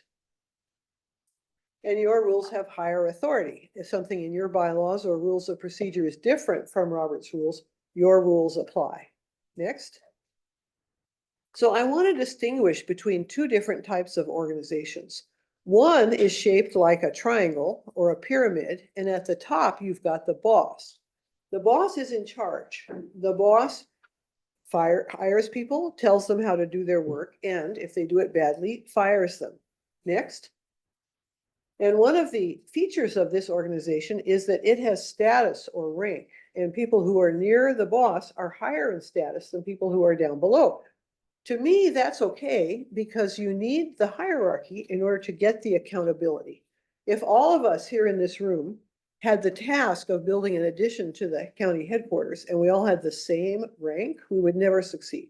You have to know where the buck stops. You hope that people of higher status will use it intelligently and will listen to the people down below, which they have a tendency not to do. But fundamentally, to my mind, it's okay. So this kind of structure is very common. And you have it right here in your county. You have the county executive who's in charge of the county employees.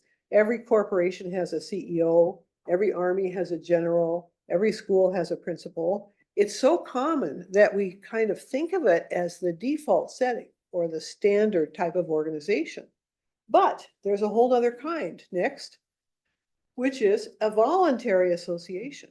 And in a voluntary association, a group of people come together to achieve a common purpose. They set up some guidelines for themselves and they select a leader. But the leader is a peer. The leader is an equal. And during the meeting, the leader has some special responsibilities, but they're not the boss. And I think that's one of the biggest problems that we have in this country, is that the image of the boss as the captain of industry, is so strong that people get elected president of their club or mayor or chair, and they feel like they're the boss and they start acting like it, and that's not the right thing. So next. So each member has an equal right to speak and to try to persuade others to accept their view. Next. During meetings, the chair controls the process so the group can make the decisions. And next. During meetings, the chair is the servant of the group and the group is the final authority. So next, again, we're going to have it in red. During meetings, the chair is the servant of the group and the group is the final authority. Next. So you have both types of structure. You on the council are a voluntary association, and the county executive and staff are an accountability hierarchy. Next. Now, what is each person's individual authority? When you walk out on the street after your county council meeting, how much power do you have? Zip. Yes, next. Zip, next. Zero, nothing, nada. That's how much power you have, exactly. Why do people ask me?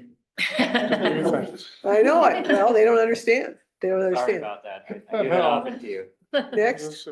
I'll pass them off to you, Brian. So this is, I think, a wonderful quote from another authority. All members of a governing board share in a joint and collective authority, which exists and can be exercised only when the group is in session. And to me, those are the key words, joint and collective. That's your authority. And to the extent that your council members acknowledge that and embrace it, to that extent, you're able to be effective. Because, Americans are pretty individualistic types and we often want our own way. Next. So what's your individual power? Next. When people get elected to public office, often they're surprised at how little power they have. An individual council member may not have a staff member fired, direct staff, oversee employee work product, or interfere in administration. Next.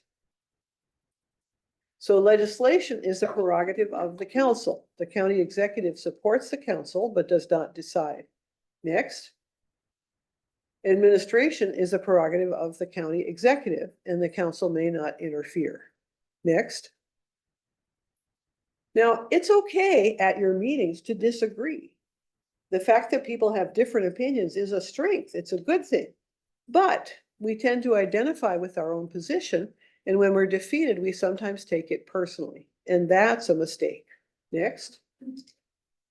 At the end of the day, the body must unite behind its decision. It's a basic democratic principle that the decision of the majority voting at a properly called meeting is the decision of the body as a whole, and the minority must make it their decision as well. Personally speaking, I think this is a terrible system. It would work much better if you just put me in charge and I could make the decisions. Next. But I hold with Winston Churchill, who famously said, next, democracy is the worst system of government in all the world, with the exception of those others that have been tried from time to time. So it's a terrible system, but it's the one we've got. Next. In a democracy, how we decide things is more important than what we decide. Next. Now, I just want to mention the 3 fiduciary duties that you have as members of the Pierce County Council. I'm sure you're familiar with these, but we're going to run through them quickly. Next. A council member has the duty of exercising the diligence a reasonable person would use in carrying out his or her duties. So that's the duty of care. And what that translates to practically is you've got to read your packet. You've got to pay attention. Next. A council member has the duty of furthering the interests of the county and the council as established by majority rule, and may not take action to undermine or harm its moral stance or business interests. Next. A council may not use their position on the council to prioritize their personal business interests over the interests of the general public. If you hear of a business opportunity, you can't snatch it for yourself. You have to leave it to the council. Next. And a council member has the duty of obeying the agreed upon rules and guidelines established by the council. A council member may propose changes, but is bound by the rules until they are changed. Next. And when serving on a county council, council members have a duty to uphold the decision of that body, even if they disagree with it. Next. They may express their disagreement in public, but may not attempt to undermine the decision. And they're free to try to persuade their colleagues during the meeting to change the decision within certain limits. Next. We all want to be right. You know, it's human nature to be unhappy when you oppose the decision. And our current culture places a strong premium on individuality. But I invite you to commit yourself to a bigger principle than your own views. Next. And it's the essential principle of majority rule. Next. We have another paper I'll send you, Lost the Vote, Don't Sabotage the Council's Action. And it gives examples, specific real life examples where people have tried to do that. So you may find that interesting in the reference materials. Next. And I love this quote from Elias Canetti. The ballot box is sacred because the alternative is blood. You know, all across the world, we see this. We see cases where decisions are being made by blood and iron, by force, and not by the democratic process. And to me, it's one of the miraculous things about our society. You know, we have many things in our society that need to be improved, and people are working to improve them. At the same time, I think we can take pride, and I certainly take pride, in living in a society where democracy rules. And you all are the heart of that. You all on the council and you staff people are all helping to preserve our democratic processes for the benefit of the residents of Pierce County. And I know you're not in it because of the big bucks, you know. If you're in it because you care to serve. And it's a wonderful thing. And I commend you for it. It's one of the reasons why I love Jurassic Parliament so much, because I think you're carrying on the mission of our founders. And it's wonderful. So thank you. Thank you.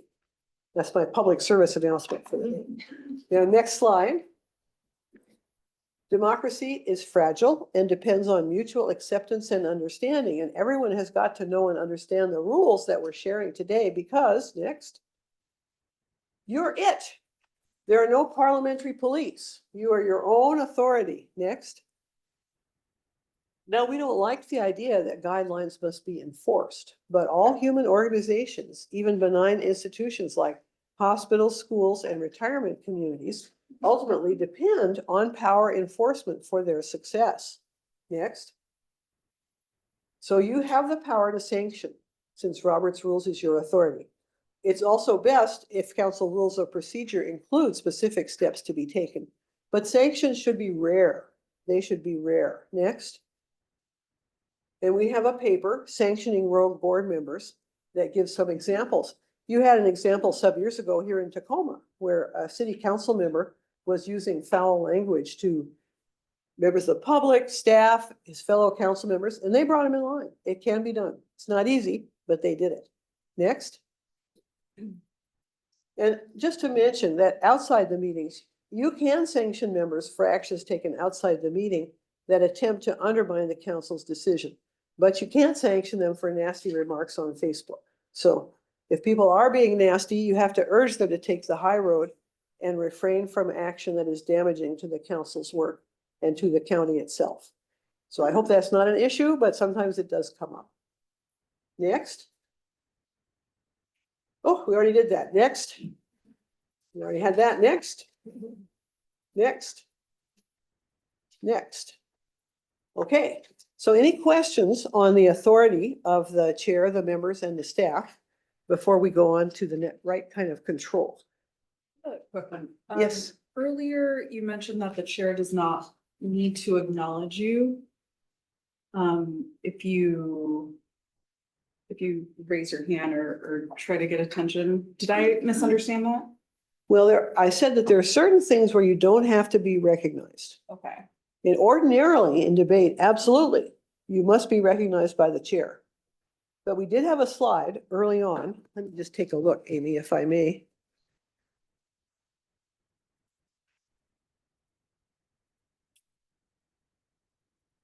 So it's page 8, right-hand bottom, where it says recognition not needed. So those are the specific things, of which there are only a few, where you don't need to be recognized. Anybody else? All right, well, let's look at the right kind of control. Next slide. So in order to make all this work, you've got to have knowledge of how this system works, which you're getting, a majority on your body who are in favor of civility in this system.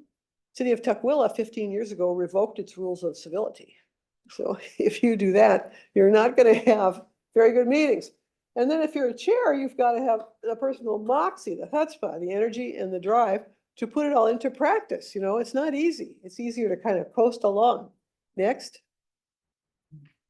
So the chair must control who speaks when.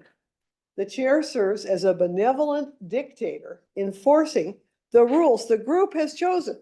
You chose those rules when you chose Robert's rules, but the chair has to enforce them. And individual members must seek recognition before speaking. Next. If someone speaks up without being recognized, stop them. If someone speaks out of turn, interrupt them. If someone makes insulting remarks, cut them off. That's the chair's duty.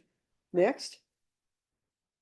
And members have a duty to obey the chair's directions. If they disagree, they can't argue back. What can they do? You can call the chair out of line or point Point of order. Point of order. Point of order. You always, just remember this guy, you know, raising his ugly head. That's what you can do if you disagree. You can make a point of order or you can appeal the chair's decision if it's come to that. Next. There you go. They can make a point of order or appeal. Next. So how do you control? Next. I love the phrase generous authority. Next. It comes from Priya Parker's book, The Art of Gathering. This is a wonderful book. If you have to organize anything from a baby shower to a 3-day convention, you'll get great ideas out of her book. And I love that idea, generous authority. Yes, you're exercising authority, but it's on behalf of the group as a whole. Next. So you have to guide your members by stating the obvious. You as chair know more about the process than anybody else. So you have to repeat yourself and state the obvious to help bring everyone along. Next. You're like Napoleon crossing the Alps. Next. And you want to keep things moving and be brisk and speak crisply. Well, I guess the agenda is adopted. I'll kind of get a thumbs up from the board next week. I've heard those phrases, you know, don't say that. Just say the agenda is adopted. I'll ask the board to decide this. Next. And don't be intimidated by anger. We don't like it when somebody's mad, especially if they're mad at us. But evolutionary psychologists tell us that anger evolved in the service of bargaining to resolve conflicts of interest in favor of the angry individual.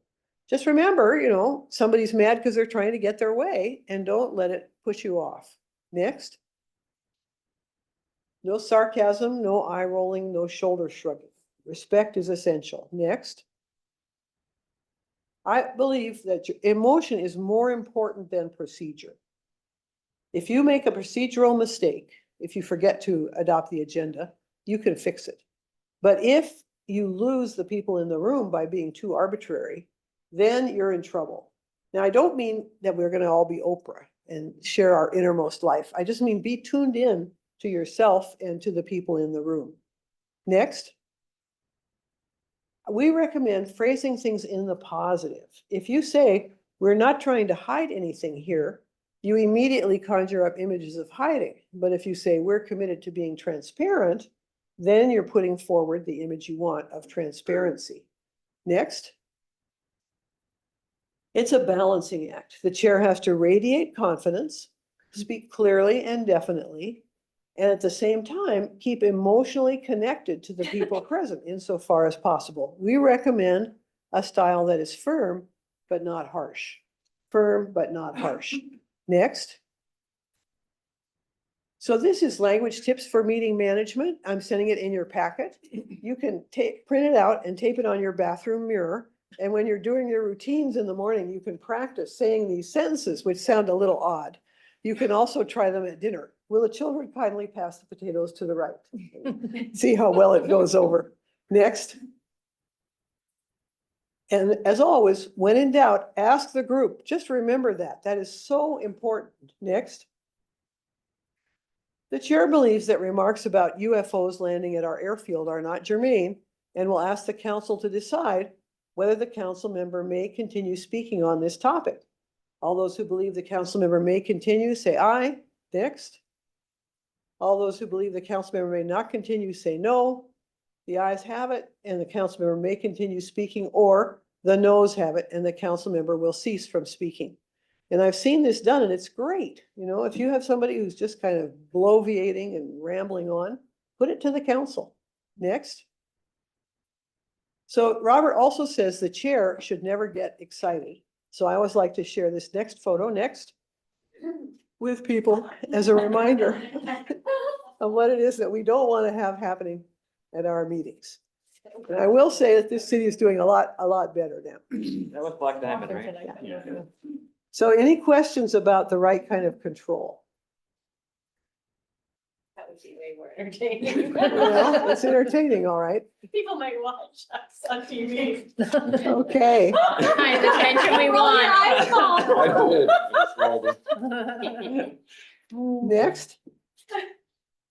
All right, now before we do public comment, I'd like us to take a look at, we're going to do another little script. So go to the very back of your handout.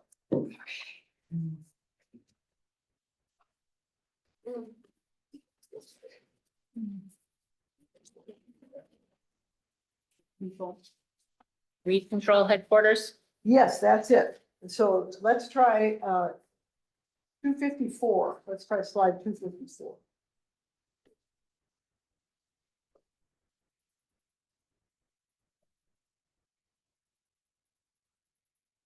So this is the same story as the earlier one, where it's we're going to pick roles. And if one of you would like to be chair, you're perfectly welcome to do so, because now you know how. So who would like, who would like a role? Speak up or forever hold your peace. The chair. Okay. Or you do, or you do. No, I'm out. So you all. I'll be rich. the botanist. I'll be the football coach. I'll be the facilities committee chair. I get to be the dancer. Okay. Fine, I'll be the banker. Okay. All right. So everybody's got we have one person sitting out, but they could just be part of the attentive audience. And again, same story, you don't have to, you don't have to make things up, but if you want to put a little body English on your roll, that's fine. Okay, Mr. Okay. Chair, go for it. As council members know, we built our new county headquarters building about 10 years ago. It was landscaped according to green principles, and we use only the latest energy efficient tools and methods. However, despite our best efforts, the blackberries and the English ivy have gotten out of hand. The staff recommends that we hire a herd of goats from Rent-A-Goat in order to trim the grounds. Does any member care to make a motion? Just go ahead. We don't. Honest, there you go. Yeah. Recognize. I move that the staff be directed to hire a herd of goats from Rent-A-Goat in order to trim the grounds. Second. Okay, we have been moved and seconded that we have the staff direct or to hire a herd of goats from Rent-A-Goat. Does anybody wish to speak to the motion? So you should ask her first since she made it. Maker of the motion, do you have anything to say about your motion? Yes, this is a very sensible, environmentally friendly way to take care of the overgrowth. I know that in Washington State, they use goats all the time to trim their county parks, and it is a best practice. So you don't need to be recognized. We're just going by the numbers. Yeah, okay. I think this is a silly way to tackle this problem. I'm in favor of the slash and burn myself.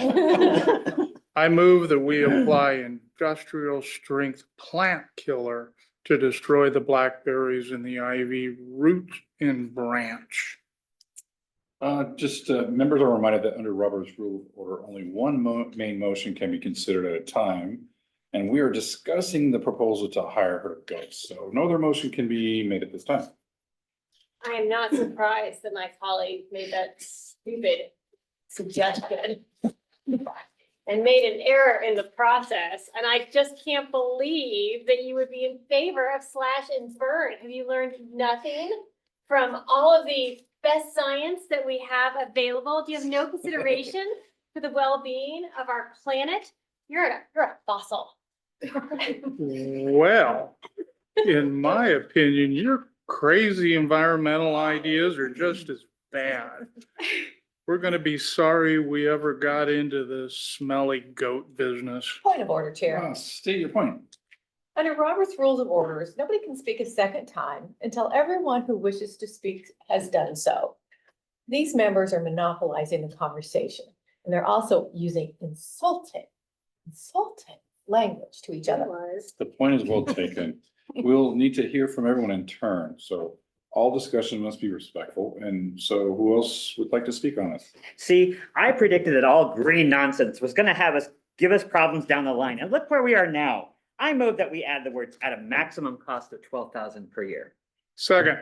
It's been moved and seconded that we amend the motion by adding the words at a maximum cost of $12,000 a year. Chair, I'm confused. Does this mean that we've already decided in favor of the goats? Now, the way the system of motion works, a member makes a proposal, a main motion, then the member can move to amend or change the motion in an order to improvement. So we will discuss and vote on the amendment, and then we'll take up the motion again. If the amendment passes, we'll consider a motion as amended. If it fails, we'll return to the original main motion. Amending the motion in order to improve it, huh? Do they follow that rule in US Congress? All discussions must be limited to the topic at hand. Banker, do you care to speak to your amendment?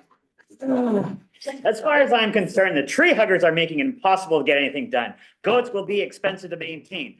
I've heard stories of them costing tens of thousands of dollars. We could lose our shirts for this. We need to sense the fiscal limits.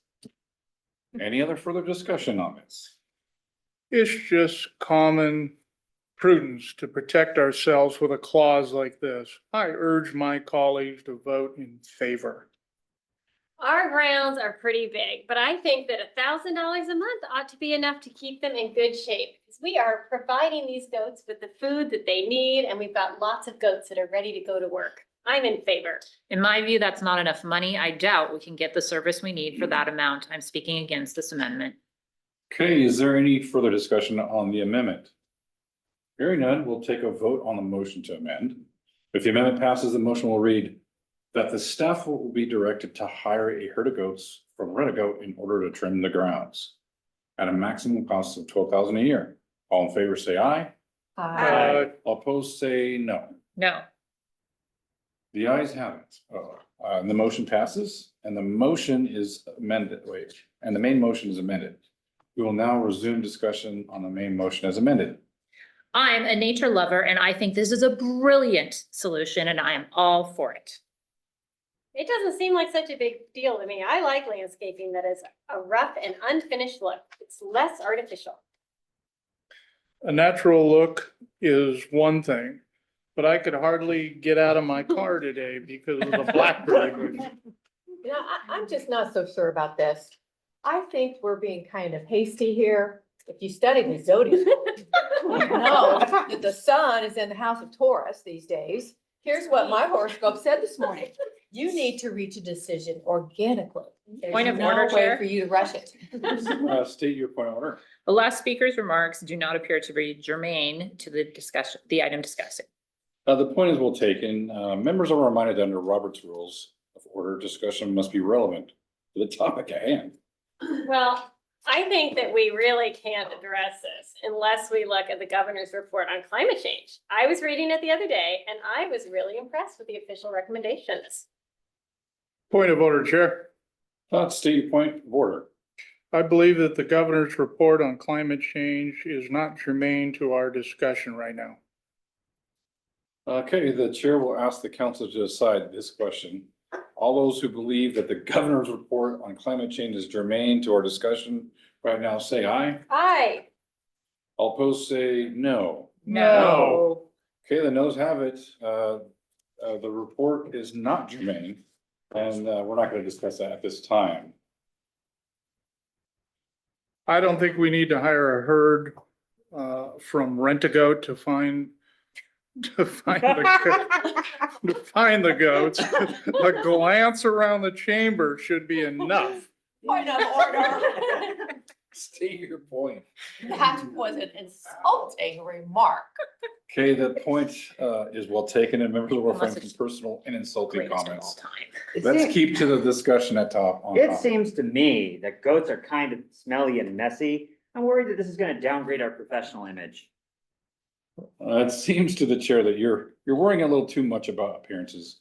Can't you get down from your high horse and consider what is best for the planet? Whoa, point of order, Chair. Okay, stating your point. The chair is out of line here. Under Robert's rules, the chair has to follow the same rules as the rest of us and may not make personal remarks. Oh, the point is well taken, and the chair apologized for getting carried away. Well, I think this is a great idea. I'm a Capricorn and the sign of the goat is an excellent omen for our county. In my opinion, anybody who supports this nutty idea is a bozo. Point of order, Chair. State your point of order. We are not nice, everybody. The word Dang. bozo is an insult and I think we need to sanction this member. The chair will rule the word bozo is insulted, and you just can't use it. So I ruled that. Appeal. Second. Oh, that was quick. Okay, very well. The ruling of the chair has been appealed and seconded, so the group will decide. So as you know, the appeals pertaining to language and decorum cannot be debated. It's straight up and down vote, and all those who believe that the ruling of the chair, that bozo is an insult, should be sustained, please say aye. Aye. All those who disagree, say no. No. Only vote once. Okay, the ayes have it. The appeals fails and the ruling of the chair is sustained. Members may not use the word bozo. Clerk, be sure the record is, what? To record this in the minutes, okay. Is there any further discussion on the motion? Okay, very well, we're on the motion now. All those in favor for the motion that the staff be directed to hire the herd of goats for Rent-A-Goat in order to turn the grounds at the maximum cost of $12,000 a year, say aye. All opposed, say no. No. Okay, the ayes have it, the motion passes, and the staff will move ahead. Brilliant. You all did a great job. Yes. I do have a question. Sure. on the motions, you know, we very often amend the motions. Uh-huh. When it comes up for a vote, we usually go voting for resolution 2024-557 as amended. Mhm. But yet in your comment or your table here, the chair then has to read the motion. Do they have to read it with the amendment in it? Well, Or, it depends. I mean, if they feel that everybody has got it, Yeah. they can say, so, motion such and so as amended. It's not essential. What you just don't want to have is, and now we're going to take the vote, all those in favor. So yesterday we'd take the vote on motion, blah, blah, blah, blah, blah. But you don't have to read the whole thing. okay, Bless so you. we could just say as amended. As amended is fine, yeah. Okay. Susan, don't you think? Yeah, I mean, I think we do that and we do kind of a mix depending on whether it's a short, quick motion that you would repeat versus a whole ordinance. With Yeah, a lengthy amendment. and how much clarity is needed. Okay. Yeah, And I think for me, it's, do I understand, especially Yeah. like the amendments when I'm not clear, like when we've done verbal amendments, I just need to hear it one more time. yeah, good, good. Okay, so let us now look at 231. I'm sorry, it's not your number, 231. Page 3. Your numbers are a little bit different from mine. Next. There we go, public comment. Okay, next. So another disclaimer, as I mentioned, Robert has very little guidance on public comment. So in general, this is my experience over the last 20, it's now going on for 25 years. Next. So why do we have public comment? What's the point of public comment? Next. A council meeting is not a meeting of the public. It's not a meeting of the public. It's a meeting of the council that is held in public. And the purpose of the public comment period is to allow the council members to become informed about the views of the public. So people sometimes get kind of, wrapped around the axle on that, but it's not a public meeting. It's a meeting of your council that's held in public. And it should be carefully structured. Next. You want to be consistent. It's good to announce rules and to provide a written handout. You've got to be consistent, and the public address their remarks to the chair, not to individual council members or the audience. Next. You want to follow time limits, and speakers may not donate their time to someone else. Next.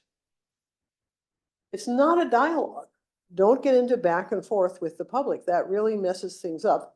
And if you respond to some speakers, but not to others, it can be interpreted as showing bias. Next.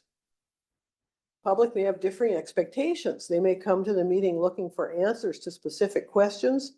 They may want to argue. They want their marks on the record. So education is really important, and gracious education. Next. Only the chair may speak to the audience. Individual council members may not speak to the public or recognize people in the audience. And you certainly want to discourage demonstrations of any kind. Clapping, booing, whistling, stamping of feet. They can chill free speech, both for council members and for the public. Now, if you're giving someone an award, that's fine, but I'm talking about comments that people make. Next. The courts have found that local governments may limit the time, place, and manner of public comment. Time, place, and manner. All such restrictions must be viewpoint neutral. So we recommend setting a time period, and we recommend a 3-minute limit for individual speakers or a 5-minute limit if a speaker represents a group. Next. If a speaker runs over the limit, interrupt and request that they conclude their remarks or simply say, thank you, your time is up. Next. Now, attendees do not have the right to disrupt the meeting, but the courts have found that mere words do not usually constitute disruption. You can have rules limiting public comment, but you must respect First Amendment protections.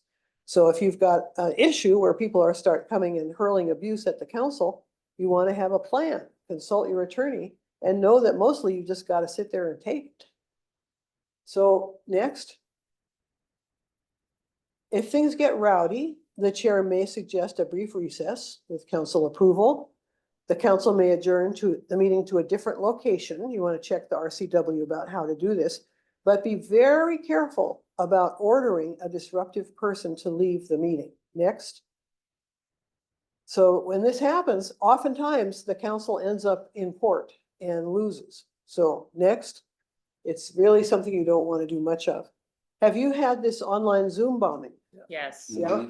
So that's also a nuisance, and MRSC has good information on how to deal with it. Next. How do you act on the dais? The chair and the members convey interest and concern by their body language. They should listen to each person speaking as if there were no one else in the room, which is hard. So you want to keep a warm and pleasant expression or a neutral face if the speaker is not complimentary. And don't whisper, pass notes, or check cell phones on the dais. Next. The best approach is to thank each speaker, even if unless extremely negative, and then move on. The chair may provide brief factual information if appropriate, which must not degenerate into lecturing or criticism. And when highly offensive comments are made, the chair may make a brief statement reaffirming the council's commitment to positive principles. And I have an example from that from the city of Kirkland, if you'd like to have it. Next. At the end of the public comment period, the chair should thank the public for attending. You have to do it, even if they're obnoxious as heck. And explain again that while this is not a time for dialogue, all comments and questions are taken seriously by the body. So sincerity and warmth on the part of the chair will make a big difference to the experience the public has at your meeting. Next. Of course, it's essential for you to be in touch with your public, to be responsive, and to appear responsive.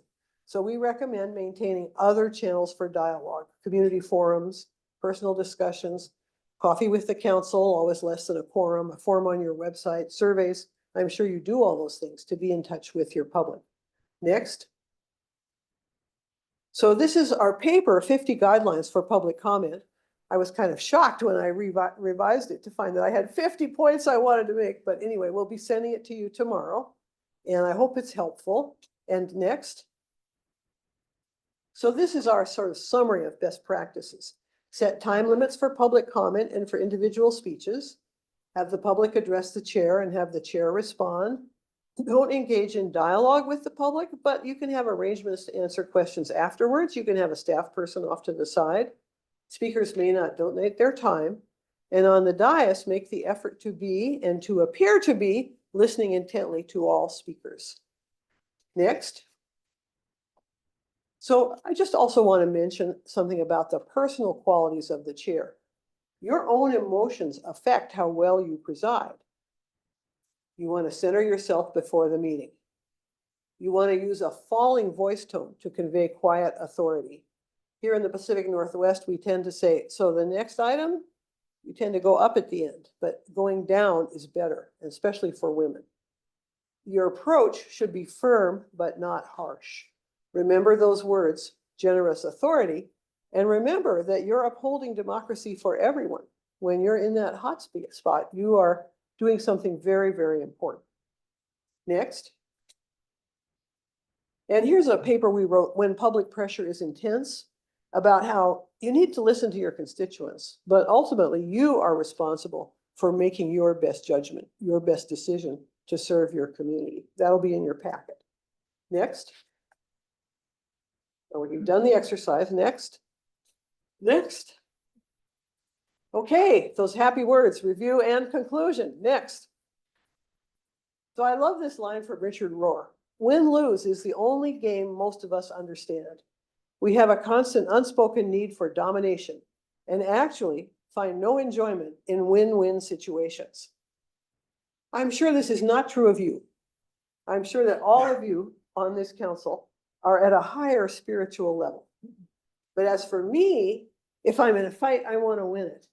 So if you feel yourself, hardening into a combat position, you want to take a deep breath and back off. And remember that we can seek for and find win-win situations. Next.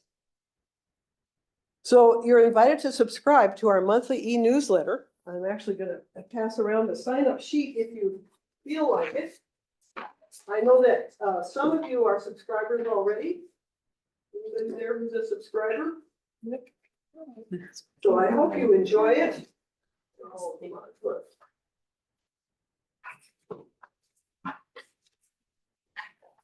So really, truly, this is not to pressure. Don't do it if you don't want it, but parliamentary procedure is not everybody's thing.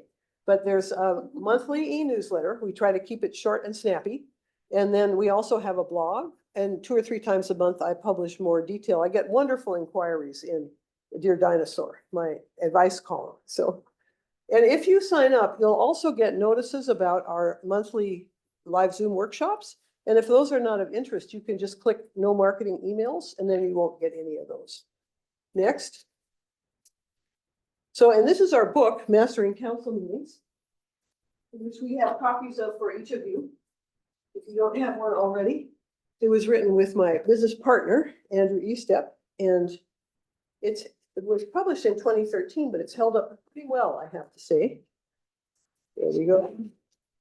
And we wrote it with lots of white space, so you can mark it up, you can, you know, write in it. It's intended to be a working document. Next. And this is something else I'll send you. This is something a bunch of parliamentarians wrote, A Citizen's Guide to Effective Conduct of Public Meetings. It's not a Jurassic Parliament publication, but it can be freely shared. And we think it's pretty good, I think. Next. I said we were here to invigorate you to run great meetings to serve your community. I hope that we've done that, at least to a certain extent. Next. And I said that these were the things that you'd be able to do after the training. Apply the principle that the group's authority is more important. Run efficient meetings following best discussion practices. Make motions and amendments. Deal with disorder or difficult people. Run effective public comment sessions. And make better decisions for your community. Next. So here's another paper, a paradoxical paper. The chair is not in charge of your meeting. Next. These are the 4 fundamental guidelines that we covered. Next. Next. And you'll have a paper about that in your packet. Next. Also a quick guide for county councils. Next. So I want to close by giving you this wonderful quote from Samuel Johnson, the British author. Samuel Johnson said, "Kindness is within our power, liking is not. You cannot make yourself like your colleagues on the Pierce County Council, but you can be kind to them. And you must be kind to them because," next, "serving on a local government board is like being in a marriage arranged by the citizens." So that's our guideline, and I hope that what we've covered today has been helpful to you. It's an honor to work with you all and to assist you in your very important endeavors for the residents and citizens of Pierce County. Thank you. Thank you so much. When you speak of, you know, supporting the group, the decisions of the group, and, you know, the kindness and such, and it almost seems as if the goal is to have something that is always a 7-0 vote. No, oh no, Okay, not at all. I think that would be bad. I do think so as Yeah. well, but it's, you know, you can't undermine things, so just maybe defining what I think that's in one of the handouts we're going to get. Sure, sure. I can give you an example too, but if I hear of a group, it sometimes happens particularly with fire districts. They tell me, oh, all our votes are unanimous. And that makes me nervous because these issues that you're dealing with are complex issues, which are going to have a lot of different aspects to them. And I think the county will be better served if every individual brings their best thinking and their best understanding of it to the vote. But what we advocate for is this: around the table, on the dais, you know, go at it, give your ideas, argue, say ardently whatever you believe. Once the vote is taken, that's different. Once the vote is taken and a decision is made, that's the decision of the council. And it's your duty to support it. It's your duty not to undermine it. So here's an example of undermining. In Anchorage, the school board passed a bond and put it out to the citizens. And one of the school board members published an editorial in the newspaper telling citizens to vote against the bond. So he was violating his fiduciary duty as a member of the school board. He could tell his friends he didn't like it. He could say, if asked in public, no, I don't agree with this bond, but since it's the decision of the board, I support it. You have to support it if it's the decision of the board. But you couldn't do an op-ed that said why I voted no. Well, I wouldn't recommend it. I wouldn't recommend it. There's a real fine line between, vote against this and I want to tell you why I voted against it. I think you're probably going to be better served by just not doing that, by not publishing an op-ed, but trying to gather the support for it. Because once it's the body's decision, you have a duty to support it. It's hard sometimes. I think you'll find the paper about not undermining of some interest. Don't sabotage. Good question. Any other questions? Any other thoughts? Okay, so Madam Chair. Seeing no other business before the council in study session, we are adjourned. Thank you.